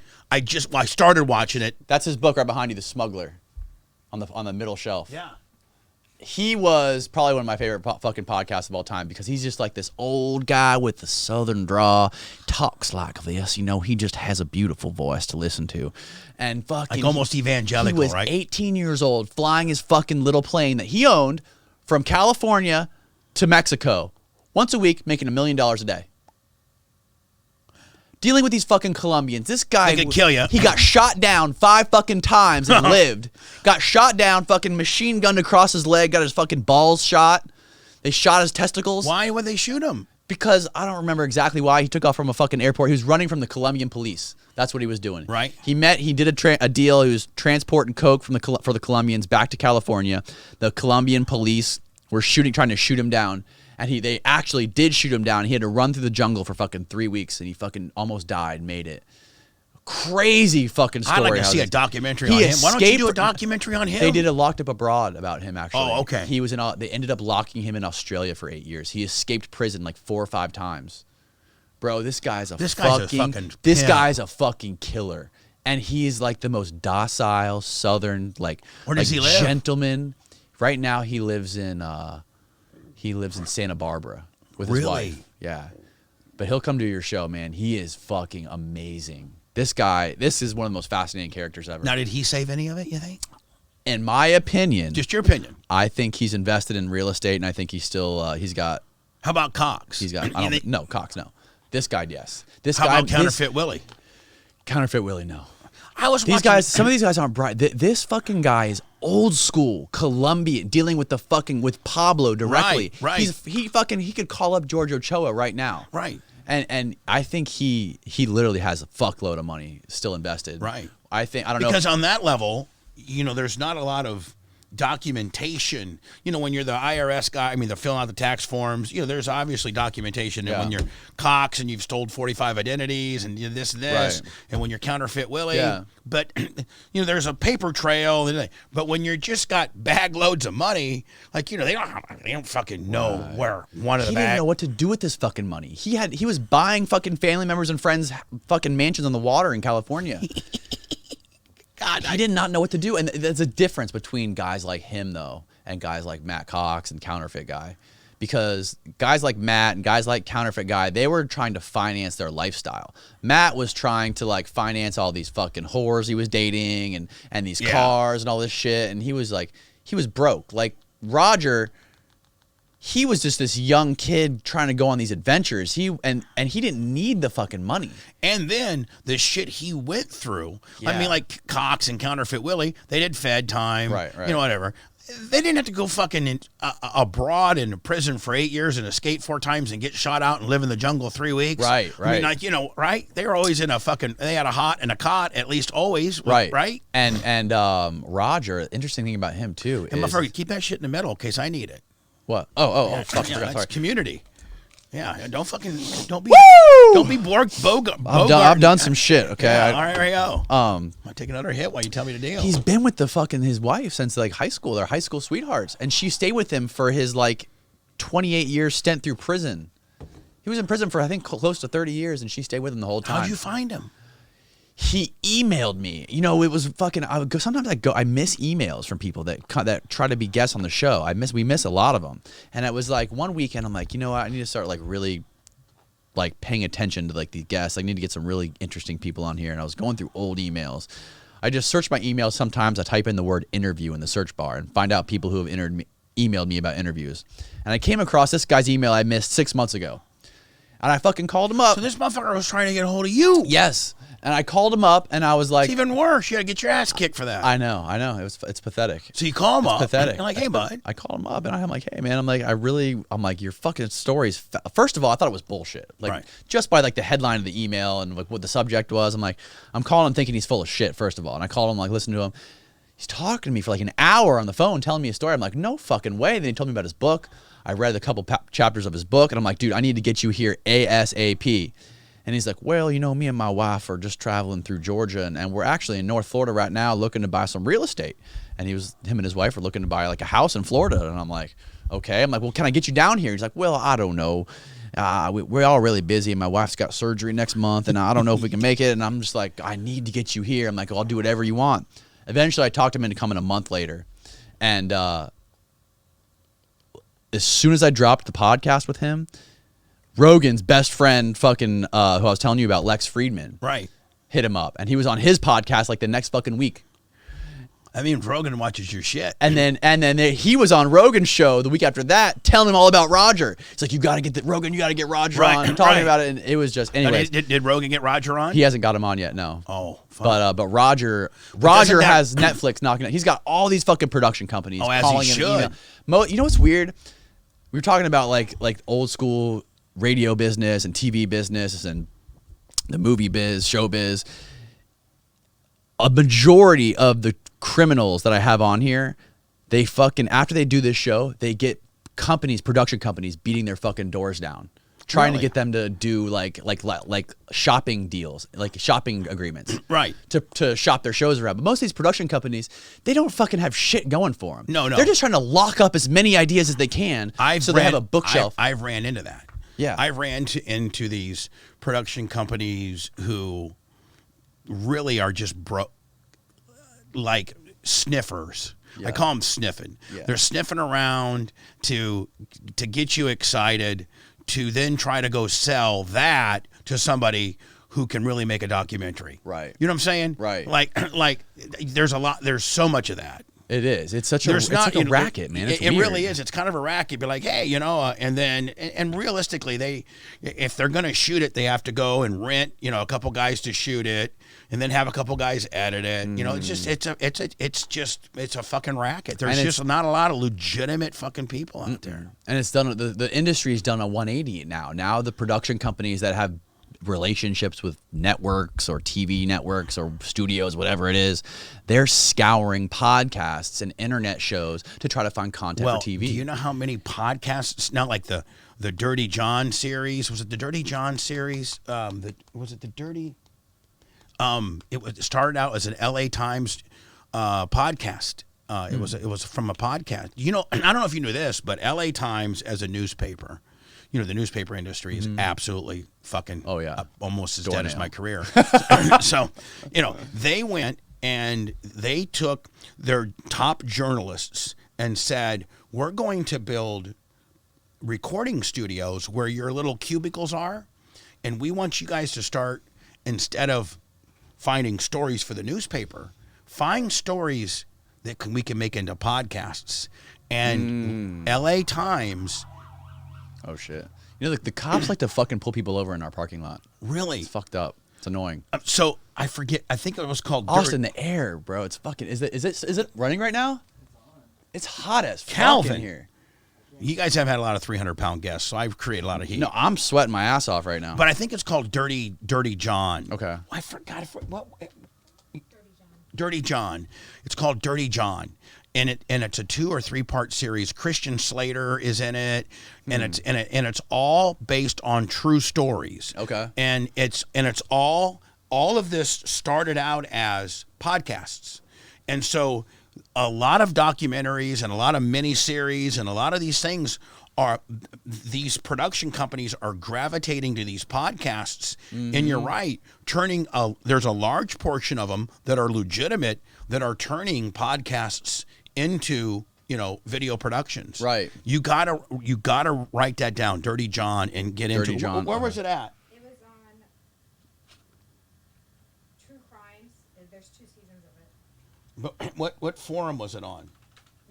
Netflix. Netflix. So it's on Netflix. It's called Dirty John. Okay. And I know you'll like it because it even says from the LA Times podcast. Like LA Times now has a podcasting division. Right. So, and it makes sense. I mean, I applaud the LA Times. Here's the newspaper industry, arguably one of the top 5 newspapers in America, sees that printed newspaper is, about. Is this it? Who's this guy? This is the LA Times. Dirty John. Dirty John, LA Times by Christopher Gottfard. Goffard. Which one? I think. Is that the one we saw? We saw both series. Yeah, we saw. What's Dirty John about? It's about. The first one is about a doctor who kills people. Okay. And paralyzes them, and he was a back surgeon, and he was doing back surgeries wrong because he was high on pills and all this kind of bullshit. And all of it's true. All of it's true. And then the second one comes from this guy who was a lawyer and a doctor, and his wife, and he had an affair. He was a big sling and dick attorney out of L.A., out of San Diego, and he was having an affair with his secretary. Well, his wife went batshit crazy on him because he left her with the 2 kids, and then she murdered him. Oh my God. And she was on trial, and the first time got a hung jury, and then the second time they tried her. But they're all based on true stories, Wow. all from an LA Times podcast. Wow. And so I know you're in the podcasting world, and if you're rooting for podcasting, it just goes to show you that, so here's the LA Times, who's like, man, printed newspaper business is over. Yeah. Like it's with the Rubik's Cube. It's fucking done. Right. We're going to turn our journalists, those that are talented, into podcasters. And so they have a whole podcasting wing, which is brilliant. It is brilliant. I mean, and the way they like, even NPR has a lot of really good podcasts too, like the Serial one. I don't know if you've heard of Serial. Yeah, serial killers, or it's just called Serial, and they had they basically follow these long like murder trials and like weird fucking stories, but they make them like Netflix shows but audio. Like they all the editing and the sound and the music. Oh, it's and such they a walk you huge through it. production. It's so riveting. Like Yeah, how it they do is. it. It's great. Now, It's- where do you do? Now, you guys do YouTube, your podcast, but do you guys is your podcast audibly distributed too? Oh yeah, it's on YouTube, and then Well, visibly it is. visibly it's on YouTube, Right. and then the audio is published on Apple Podcasts and Spotify. And do you aggregate that through like just one? Like I have Art 19 that I use to aggregate it through all of my Yeah, we use a platform called Anchor, which is owned by Spotify. Okay. So I upload it basically directly to this company that's owned Anchor. by Spotify. It's called Anchor. It's kind of like Anchor Megaphone. And now they'll stitch in the commercials. And all that, Exactly. yeah. So it's a company that's owned by Spotify that has like a platform to upload the audio, and they actually bring us a lot of sponsors too. Right, Like, directly right. because Spotify's turned into this giant fucking agency, like this giant marketing Right, company. right. Especially like the advent of their audio platform. I think but I think my shit's on Spotify. I think you can do video on Spotify now too. You can. Yeah, so it's should I like- start doing that? You think? Oh fuck yeah! I'm in the process of right now of transitioning all of my audio Spotify episodes to the video version. I think fucking Spotify is going to give YouTube a run for its money. So, but when you're saying you're in the process of taking all your audio Spotify and visualizing it, meaning you're just going to sync up the video of it? No. So right now I uploaded all the audio MP3s Right. to Spotify. Right. But they have a tool on there where you can just replace the file. So I have MP4 video files of every podcast. So I have an audio file and a video file with Right. the audio. Right. Like clones of each other. Sure. So I'll just replace the audio file with the video file. And not it'll be lose- the same and- exact audio. And not lose anything. Anything. Yep. You're just basically putting the visual part of what was existingly there now in replace of the audio part. Exactly. Perfect. Without losing any any view Perfect. counts, any nothing like that. And then they've actually just built in this cool new feature which can run the ads like with the video. So it's just like it's like an early version of YouTube. Right. It's fucking cool. And I think, I don't know what's going to happen, but Now, when you do your midstream placements, do you do them yourself, or do you let them do the placements, the midstream? I do a lot of it myself, and they also put a lot of automatic ones in there as well. Oh, okay. So yeah, so they charge you different. So like the sponsors, if they want to pay more money for a sponsorship that can be read by me, and I Sure, can no, put of it course, like the yeah, beginning. spoken or word, whatever. yeah. Right, exactly. But I'm talking about you know about that. Yeah, shit. yeah, of course. I mean, I do a ton of that. But I'm talking about like when you're uploading your YouTube deal, and it says, what a rookie move. What a pathetic. fucking rookie. God damn. My Piece of lord, shit. you're fucking with me. Cheap headphones. Will you tell this guy's a piece of shit and then hang up on him? Yeah, what's his name? Shane. Hey Shane, it's Bubba the Love Sponge. Power Pig, hello? Hi Shane. You're a real piece of shit. Did you know that? Look at you. What are you? 150 pounds, fucking soaking wet. Take off that hat so we can see that fucking hairline, kid. That's what I'm talking about. Fuck. Matthew McConaughey on crack called back once his look back. That high. But I will tell you this: I've already got you sized up. You got a high vis shirt on, so I can tell you that you're a real worker. You're not. Oh, yeah. You're not like this indoor cat, Danny Jones over here. This fucking indoor cat. I got a real fucking job, you know. That scumbag over there doesn't like to schedule nothing around a working man's schedule. I know, but I'll tell you this: you might be out there busting your ass, but this motherfucker's getting paid, and he's doing pretty good. You might want to hang on to this friend, motherfucker. He's the fucking stingiest rat you'll ever meet. Is he? Is he a fucking? I'm trying to get him to do some business with me, but is he a fucking real rat? He don't share a dime, man. Yeah, and he's getting ready to have another kid. He doesn't even know the fucking shit that's going to happen with that. Fucking idiot. He's got fucking problems. You know, I told him again, I'm buying him a vasectomy for fucking Christmas, and you better get to use it. Please. We're microdosing on weed, doing a podcast. We ain't got time for your bullshit, okay? See you later, buddy. Oh, man. Bye-bye. It's good to talk to you, Bub. Bye, El Tato. He co-hosts with me on here sometimes, and he couldn't make it today because he got a fucking real job. I'd love to do some shit with you guys. That'd be fun as fuck. For real. Like, I would really like for you to look at my world a little bit and tell me where I could, where I could get better. And I'd love for you to come over to my studios one day and you just see what I got and just, kind of assess some shit. Like, oh, you're doing this wrong, you're doing that wrong. Like, I can only find a few things you're doing wrong. One of them is your headphones, and the other one you have your phone on. That's it. I know, retarded. And you need to fucking learn how to work fucking endorsements. Yeah. You need to get crackhead Calvin on that shit right now. Fucking. I mean, we probably gave those people a couple $1,000s worth of advertising. Probably easily. You know how many people are going to probably go out and what is this called? It's called the world's strongest smelling salts. Here you go. The world's strongest smelling salts. I bet you could probably get them on Amazon. It's not It's more like It's like when your girlfriend sticks her finger in your butt and you're not expecting it, right? Yep. It's not. It's woo! It's more like a Ric Flair woo. Woo! That's what they should. Oh, they should get Ric fucking Flair to promote that shit. Oh my God. I mean, this is the world's strongest smelling salts, and I bet you could probably get them at fucking Amazon. Oh yeah, you can. I think so. And it's like $10. I mean, and you just leave them in. Now, can you take them out or don't take them out. I don't think you're supposed to take them out. Well, luckily those are fucking old as fuck. That's like a 2-month-old bottle, so that thing's been run dry. I mean, if you hit them hard, it gets you right, but it gets you. It does get you if you hit it right. But when this thing's brand fucking new and it comes in the plastic bag, you can't even fucking open the plastic bag. Woo! Woo! Have you always been a wrestling fan your whole life? Yeah. Since you were young, little kid? And I'm the only, I actually wrestled a little bit back in the day. Really? Hogan got me set up so good. Kind of had it so good.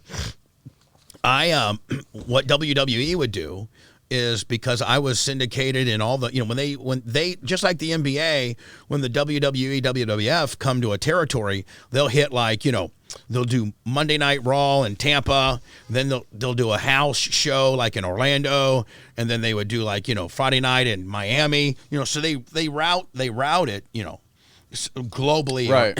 So that the boys don't have to travel so much. So when Hogan and I were hanging out, Hogan would tell Vince, hey, my best friend, I got trained in wrestling by a guy named Tom Stone in Milwaukee.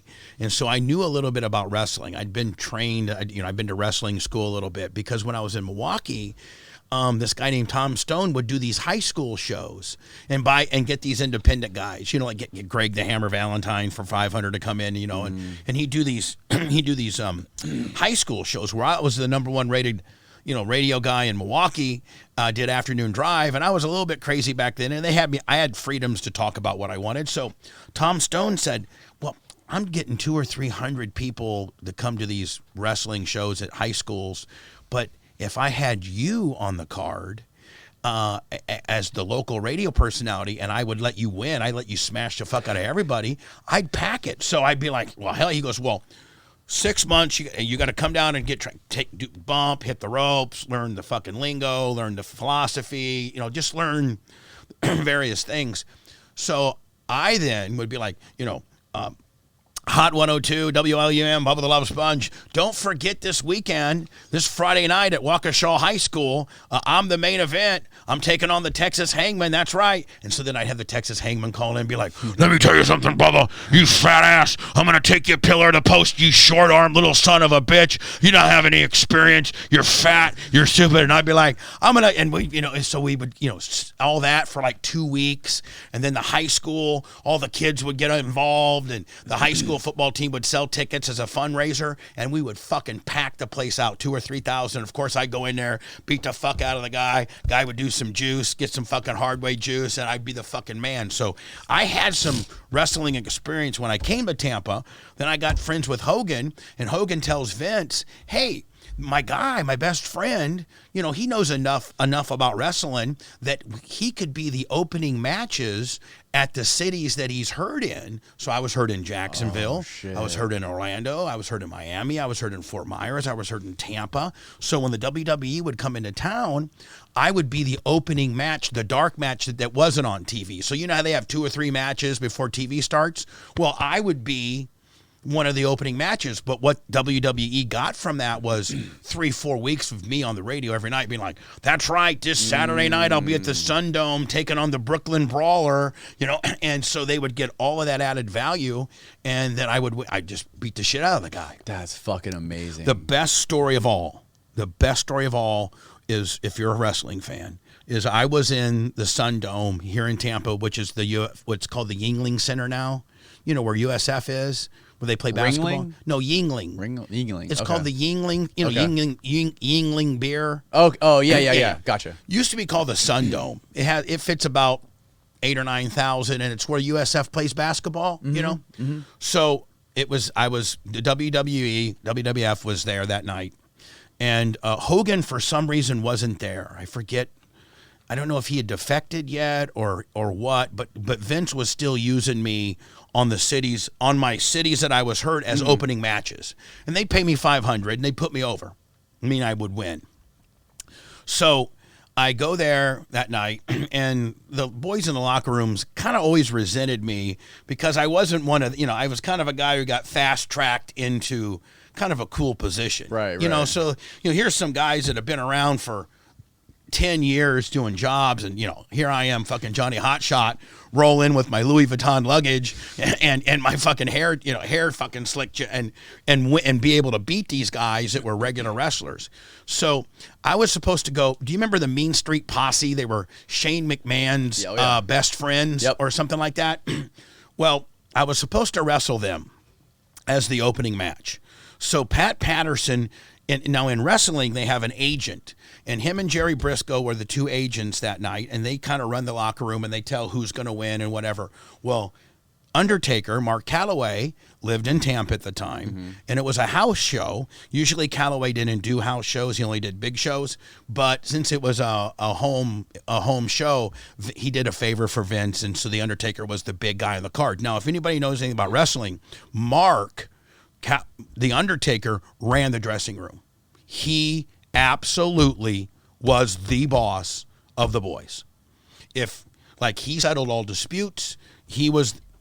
Even when Hogan was there, Hogan had his own dressing room. After Hogan left and then came back, and Calloway had already established himself that he ran the dressing room, he ran it.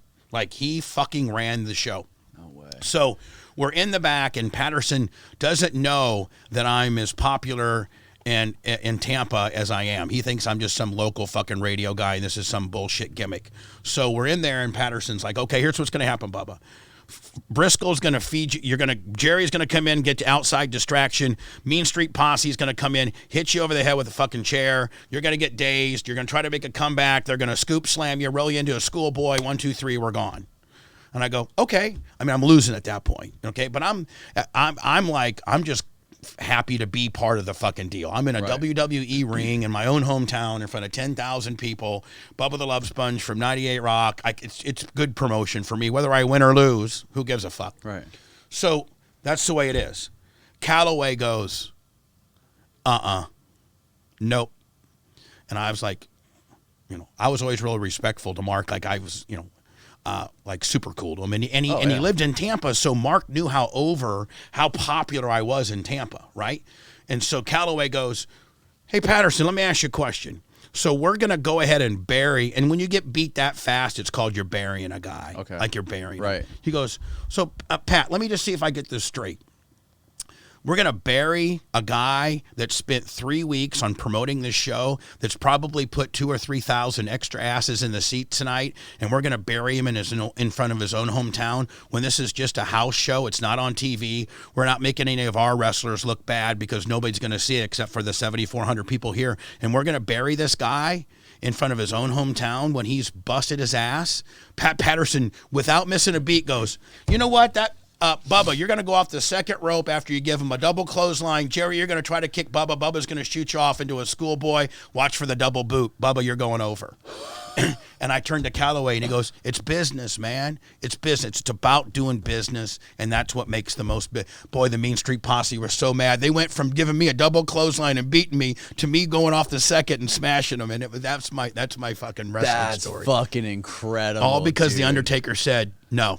That we're not burying a guy in his own home fucking town who's busted his ass for us. We're not doing that. That's now, so if it had been fucking on cool. TV and it would been, where people could see that it's a regular jobber off the fucking streets is now beating an accomplished WWE guy, that's different. But it was a house show, and I was the opening match. Right, So right. that's.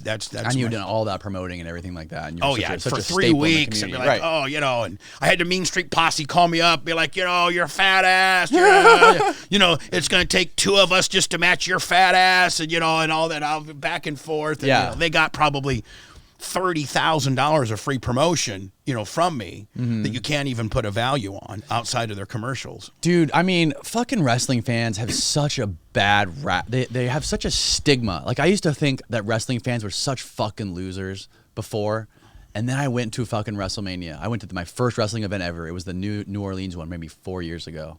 And they are the coolest fucking fanatics. I think they're way cooler than fucking football, NBA fans, any sport. They're a fraternity. They're a fraternity. They really are. And when you go there, they don't fucking fuck with you. They're like, "Hey, bro, what's going on? Who's your guy? Hey, who's your guy? Wow, man, fuck, that's my guy too." Yeah. They want to be your boy. They're all like a fucking community of people that have each other's back, unlike sports fans where it's like more political. Like, fuck you. I could get you for a guest? He's a very good friend of mine, Matt Riddle.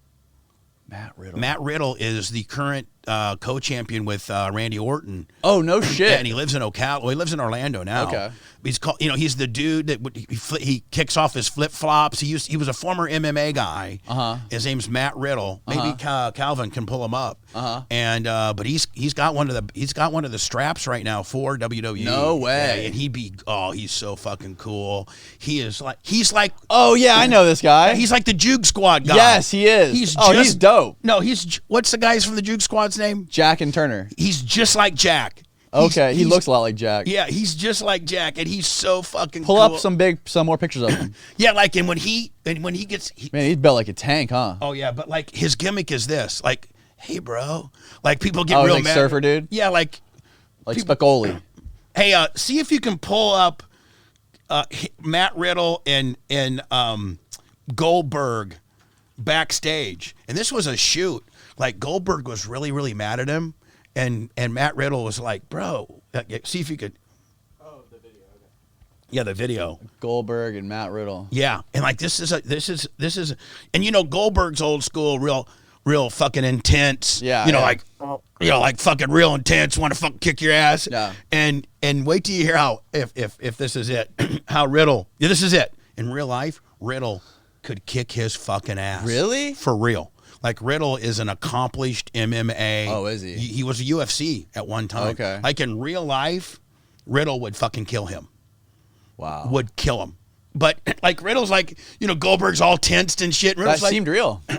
That was a shoot. Like, that was a real. Shoot means real. Shoot me. Work means not real. Okay, work means you're working. Shoot means it's real. Like, that's real. Like, that wasn't rehearsed. Yeah. That was somebody had a cell phone.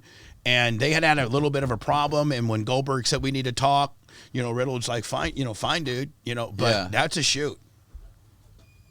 Oh, it's fucking High Viz Willie. Oh, you're just gonna fucking show up in the middle of the podcast? I mean, this is a professional fucking organ. What the fuck what is this? I hope he didn't fucking.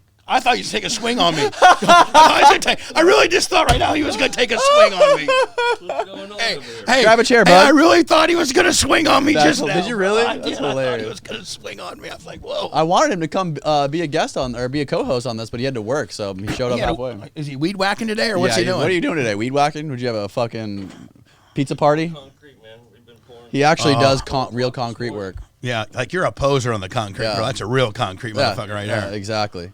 Put your headphones on, bitch, and join the party. God Don't you know damn. how to fucking be on the radio? Yeah, you Jesus. fucking nerd. Come on. Hey, call him a jobber. That's what you call- fucking jobber. Yeah, a jobber is like it's a wrestling term. So they had if you're a jobber, what you are is back in the old wrestling school days, they would have they didn't have a big roster. So when Vince or somebody would come into town, they would bring By the way, you gotta turn this mic on. Sorry. they would bring like 7 or 8 of the stars, but then they would get local guys that are professionally trained just to lose. So they would hire like 10 jobbers, 10 local wrestler guys and give them $500 a night to lose to, Greg the Hammer Valentine. So if you're called a jobber, then it means you're a hell of a hand and you can work, but you're going to lose. Right. That's right. exactly what he is. What a is he? fucking jobber. Say it. He's a fucking jobber. Say it. Is my crackhead Calvin? Get it Come going. on, what's Let's going go. on? Oh, Check, there we check, go. check, Oh, there check, we go. check, check, check, check. That's right. He keeps calling Austin on, man. crackhead Calvin, the clicker. That's fucked up. The right hand clicker with carpal. With carpal tunnel. Carpal Calvin. Takes him an hour and a half to pull up a TikTok. So That's is all right. your day done for today? How many yards you lay today? Today we did about 80, 90. With a truck though. Oh, yeah. Yeah, I multiple mean, trucks. You yeah. barely get 10 yards in a truck. Right. So, yeah, boom pump. Now, do they have it now where the truck mixes it? Oh, yeah, it's mixed up, ready to No, roll. but like a lot of isn't like the a dry mix? Well, isn't there a technology where they get it wet and it rolls it around while you're driving, and so it stays wet. But then there's the other technology where they have all dry. they have all the elements and it mixes it as it's. See, I know about fucking concrete. That's called a dry batch truck. Those are for usually smaller residential jobs. Oh, okay. So if you're pouring big shit, you're doing the wet truck. You're doing wet, ready mixed. It's already ready to roll, What's concrete going for a yard now? I think we're charging. We bid at probably about 170 a yard A yard? per yard. Is that cheap? No, No, that sounds it's not astronomical. Is to it me. really? Used to be under $100 a yard. Yeah, I remember the way days when it back was in the like day. 65, 70 a yard. That day's long gone. Yeah. My God. Long gone. They do like the water treatment centers. You know the places that mix all the shit water and they filter all Yeah, the yeah. shit out of it. That's Yeah. what he does. They do all the shit tanks. So he's a around shit town. jobber. He's a shit jobber. Yeah. Yeah. Not only is he fucking. They also take that shit water, throw some chlorine in it, and send it to your sink. Yeah, who cares? So Who cares the Hey, fuck? who cares when you got motherfucking liquid death? Exactly. Yeah. And we got the That's, white that's monsters. exactly why you should be drinking liquid death, because you know what? The water you're drinking from your tap used to be shit water, my friends. Yeah. But not right here with liquid death, my friend. that was Right nice here. of him to give you a can of water. Right here, my friend. Look at that. Get a fucking close up on that now. That craziness. That's what you should be drinking, not the shit water that fucking the jobber just poured a concrete slab These for. are duds. Murder your thirst, bitch. Murder your thirst, bitch. Endorsed by Bubba the Love Sponge. Now I'll give that one to you for free, kid. Thank you, Bubba. Do you want to hit? Yeah. Hey, I'm on this shit too. Those are duds, man. That thing's fucking expired. Yeah, but here's what you guys don't understand. Now fucking Danny Jones over here is going to take this and give these clips to this company and say, hey, we need some endorsement here, Yeah. buddy. Free. We need a couple cases of that. We and, got the power pig huffing your salts live on we need YouTube. $1,500 a month and fucking a case, and Exactly. and that's what we're talking here. Yeah, we got 500,000 subscribers, 67,000 zillion views, and we got a jobber pulling concrete. What else could you ask for? Cash, and we're in the back of the I fucking know. automotive shop. What the fuck? You got to put a man's man in here. You can't just put You this let me guy get up in here, this man. bitch, we'll be fucking rich, motherfucker. I'll tell you that right now. Get me up in here. Roll my world into this, and you guys roll into my shit. Well, I'll have a plane again. I used to have a Let's fucking go. I'll have an airplane. I can't wait to bitches. check. I can't wait to check out your fucking studio. You will It flip- looks badass. You will on camera. flip the fuck out when you see it. It is in fact, I am so inefficient on how I could be like if I had a guy like you that could help dial my shit in, the space I got and the content that I have, Danny, you would fucking freak out. Tell him about some of the content that we got. That you got. Fuck. He's got a room in his studio, This size. the size of this, filled with fucking tapes of fucking Squirt Olympics, Oh yeah. fucking the Sibian. I mean, shit. Let me show you a video I just put on my YouTube channel, and I just found it, and it's me and Hogan going to the Magic Lakers game. I watched that last night. And we meet Tiger Woods and Little Wayne. We meet Tiger Woods and Little Wayne, and we're fucking gourded. And did you see that? I watched that last night. That's the shit I got. Oh my! Austin, go on his YouTube channel. Just type in BTLS YouTube, and then it's like the latest video. Yeah, latest video. Yeah, and it is funnier and fuck. But like, Dan, I got hundreds of hours of that shit, and I just happened to find gold mine. My girl found that one. I was in back in my merch trailer, and I found this big folder full of DVDs of fucking fire ants on 25's testicles. And fuck. We took a mason jar, and we put peanut honey on 25's balls. And then took the mason jar and stuffed his balls and then duct taped it so it was an airtight. And then this fucking army of fire ants goes up to his balls and they're eating his balls and stuff. And he's like, ah! And I got from stunts to whores to celebrities. Shit, the fucking Rogan shit, all those people used to get back on there back in the day is incredible. I'm a huge fan of yours. Like back in the day, he's like 3 times bigger of a fan of yours. No way. Oh, really? he is a fucking diehard. I gotta get you some Bubba Army shit. I've been telling Danny to get you on the show for years. I've been trying. Yeah, he's full of shit. He has been. I've been so busy, and then I started really kind of looking at his shit, and I'm like, motherfucker, this guy's bigger than me. I need to get on this. I need to get on this motherfucker's tip. Yeah, we need to get together. How many people's podcasts have you been on besides mine? Like how many other people who have like? I just did one this morning. Did you? But it was from UK, and it was about catfishing because I had a girl on my show back in the day named Janessa Brazil, and she's one of the most catfished people in the world. But this was a big time production company. Like this was like an LA Times deal. So this is my second podcast. Was it a Skype one or like? Yeah, it was this new app. No, he flew to the UK. No, have you heard morning. about this new app? No. That they use it's called Riverside FM. And you talk to them and they talk to you. And you might be this might be a game changer Riverside for you. FM. And you can see that was the production company. See where it says Janessa?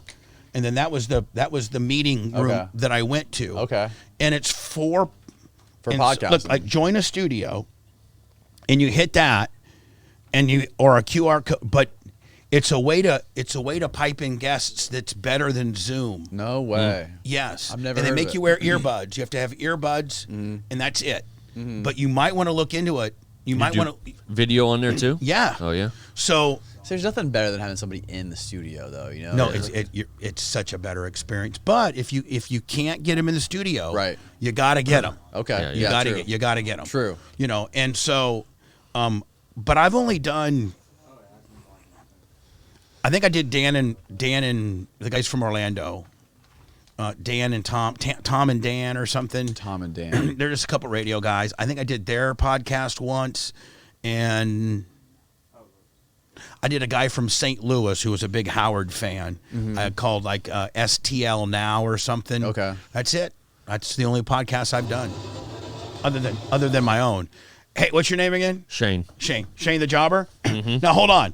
Before you guys go on, Danny, tell me that this is like not fucking super this cool. Is fucking This should gold. be viral, shouldn't What it? year is this from? 2010. Oh my god. This should be viral, don't you think? I 100% agree. You got Tiger Woods before he beat the shit out of this is his ex-wife. You got Lil Wayne, you got hot bitches, and you got Hogan fucked up begging homeless people for dollars. So go ahead and watch this. Go ahead and expand it, crackhead. Here we go. Watch.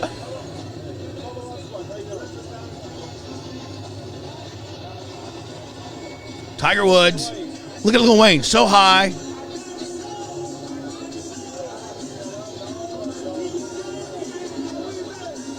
So now we're at the game.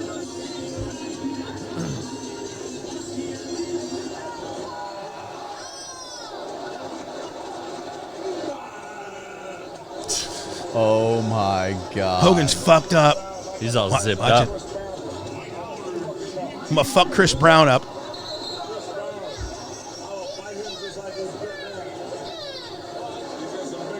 Is that Jennifer? Yeah.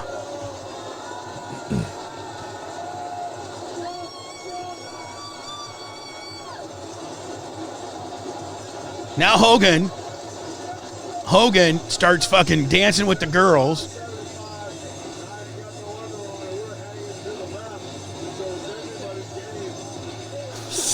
Okay. Oh my God.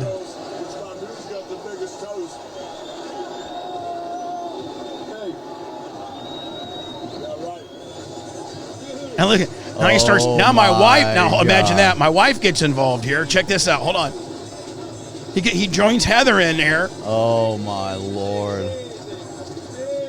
Is the fucking Jumbotron on him the whole time? And I'm saying, easy, Hogan. The entire arena's watching us. Hooties.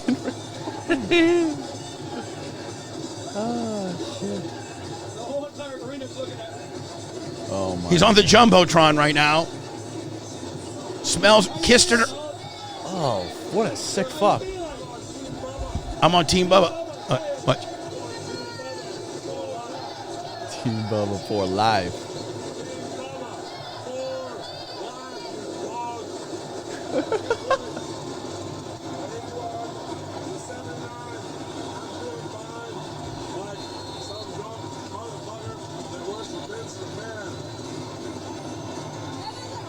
Licks the camera.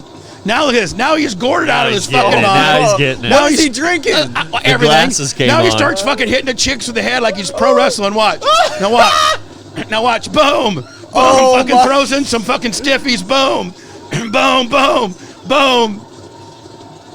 Now look. Lakers suck. $2. Thanks. All right, yeah, we can take a picture. He's begging for money. Oh, there you go. Thank you for the dollar. I want him stripped off. Whoa. Thank you. Hey, brother, can I borrow $1, man? Eminem. You got $1, man? I need to borrow $1, man. That sucks, bro. All right, let's keep the shit real, dog. Be cool. Oh I mean, my. no, I got like. Shouldn't that be something? Isn't that better than Did 90? you get in trouble for posting that shit? No, I own it. Okay. It's Even my- though it's him on it, he doesn't get mad at you? It's my camera, my. Right, true. You know. You own the copyright.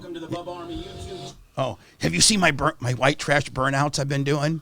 Yes. That's fucking incredible. I'm Oh, doing- you still own that fucking racetrack, right? Yeah, I own a racetrack. Yeah, I own a racetrack. I mean, we could be doing. Danny, I need to be your partner, or you We need to need be to get my out there. partner, or You something. got do. a barbecue spot out there or something? What do you mean? My buddy's having a wedding soon, and he said they're getting catered by some barbecue company, and they said you owned it. Or No, something. there's a barbecue company called Bubba's. that- Oh, yeah? yeah, Well, about to get a cease and desist. yeah. No, Bubba the Love Sponge is a nationally federally traded mark, though. Oh, You know, yeah. my name is Just now- like Hulk Hogan, right? Yeah. When you show my name, you're supposed to put a circled R after Right. Sponge. Right. Yeah. So but I mean, Danny, I kind of need to fucking work for you or something. We need to work together. We need to help You each need other. to work Can for I him. Can I put on a high vis res deal? Pour some concrete, then roll up in here and get some tips. Hell yeah. Well, Bubba's already taught me like 100 things how to improve the audio and the headphones and all that fucking kind of radio deal. That we Probably need. all Actually, this shit, everything same sounds shit I've been great. telling you for 10 years. No, you just need to. These headphones are perfect for. I mean, really, they really are. Yeah, but they're falling apart. I need to upgrade them a little bit. You should get a headphone sponsorship. I need to get the real arms that come out of the table, not these janky fucking wobbly deals. Yeah, but with your numbers, you should be getting sponsorships. Yeah, yeah. No, I'm for not a real. good salesman. I am. See, I know. That's where we help each other. What I can do is you can help me with my content and how to Right. get it out, and I can help you market and and get some spot. Like you should have those super cool arms that are lit, or have have one central arm here, and they all parade Articulating out. Yeah. deals. Or or just clean this up a little bit. Yeah. Maybe make that a little bit more user friendly. Maybe be able to pipe in the audio. That's what I've been wanting to do. Pipe the audio through the headphones. That's what you need to do. And just a few little things. Make that TV bigger. Yeah. That TV needs to be the size of that wall. Yeah, true. Really. True. And just But I gotta move my damn tridents. well, hold on. I'll tell you, motherfucker. You put the tridents up a little bit, and then you go. The TV is About what is that? A fucking Jobber 43? No, that's a fucking 52. That's a Jobber 52. Jobber 52. You should be running a fucking, full blown 81 Jones. A fucking 100-inch McGillicuddy. And you should be running at least an 82 Willie, okay? All fucking day. Let's do the numbers. Come on. Yeah, now. You can buy those for fucking $7.99 at Walmart. Yeah. Come on now. Yeah, true. Cameras are good. Those are good cameras. These are fucking the industry standard pretty much in podcasting. Right. New arms, better headphones, and a better TV, and we're fucking. I mean, shit. We're a million subs, bitch, and I get half of that. Will you? Yeah, good luck. You'll be suing him in no time. Yeah, he has a lawyer too. He'll Bubba own Koncrete He'll be next calling week. Hogan's lawyer. Call Clem's Koncrete, bitch. Yeah. Concrete with Clem. Oh, Jesus Christ. Well, that's listen, fucking man. hilarious. Any other questions you need to get to? No, man. Thank you for coming on I here. met fucking Concrete Willie. That's my boy. Tell all these motherfuckers listening and watching where they can watch your show, your daily show, and find your YouTube, all that stuff. Plug everything. Actually, the easiest thing, I have an app, Bubba Army app. If Okay. you just go get the Bubba Army app, you can hit listen now, and you can hear our show. And our show's live from 6 until 10, then it replays all day. Or you can find us YouTube, everything's at the Bubba Army. Everything. Okay. I'm even like a stripper. I got a cash app and a Venmo. You are like a stripper. You got an OnlyFans? Yes. Do you really have an My OnlyFans? man. Yes. So Hell yeah. I'm gonna show you something. He's a marketing genius. This is gonna flip you out. You are a marketing This is gonna flip genius. you out. This is in 1 week. This is what I did on Venmo, and just since Friday of last week. Wow. Damn. That's just people sending you Venmos. That's just, hey, it's Bubba. And Just if you don't- tips. That's like, hey, it's Bubba, and if you're not on Twitch and you're not, giving me stars on YouTube and all kind of deal, you can Venmo me at the Bubba Army. And there's guys, oh fuck yeah, Venmo, $25. Holy fucking Couldn't shit, imagine man. how hard I'd you have are. to work You for that. are you truly are a marketing Cash, genius. Zelle, Venmo, PayPal, all at the Bubba I Army. need to get on that shit. Yeah, motherfucker. I got this fucking Patreon deal. It doesn't really work too well. Get the fuck off of that. Patreon sucks. It's huh? not. I mean, what the fuck? I gotta get on OnlyFans and Venmo. OnlyFans, Venmo. You need to. Does the OnlyFans do good? We do about $2,500 a month. Okay. I mean, You have a fucking hardcore loyal following too. well, we have the thing about our following is we have levels where if you have given at least $2,400 in a year, then you're considered Bubba Army royalty, and you get a invitation to the Bubba Army royalty party every year, which is the second week, Martin Luther King Day weekend, because that's the cheapest weekend to fly, and the hotel rooms aren't extravagant. So the second week of January, everybody flies into Tampa. And you get us the Bubba Army ring, which is a big Super Bowl. We don't have one, do we? We should have brought one. That's badass. The same people that make the Super Bowl rings make my rings. And so, but you have to have the $2,400 level. So, it's just a big, it's a big Bubba, That's so fucking sick. Ponzi / Shakedown, Amway, Bernie Madoff, this fucking used car. It's just it's a hustle. It's a straight fucking hustle. That's fucking genius, And man. you got the audience, but you're not hustling. I'm not hustling. That's my problem. I'm hustling. You I are. don't have your audience.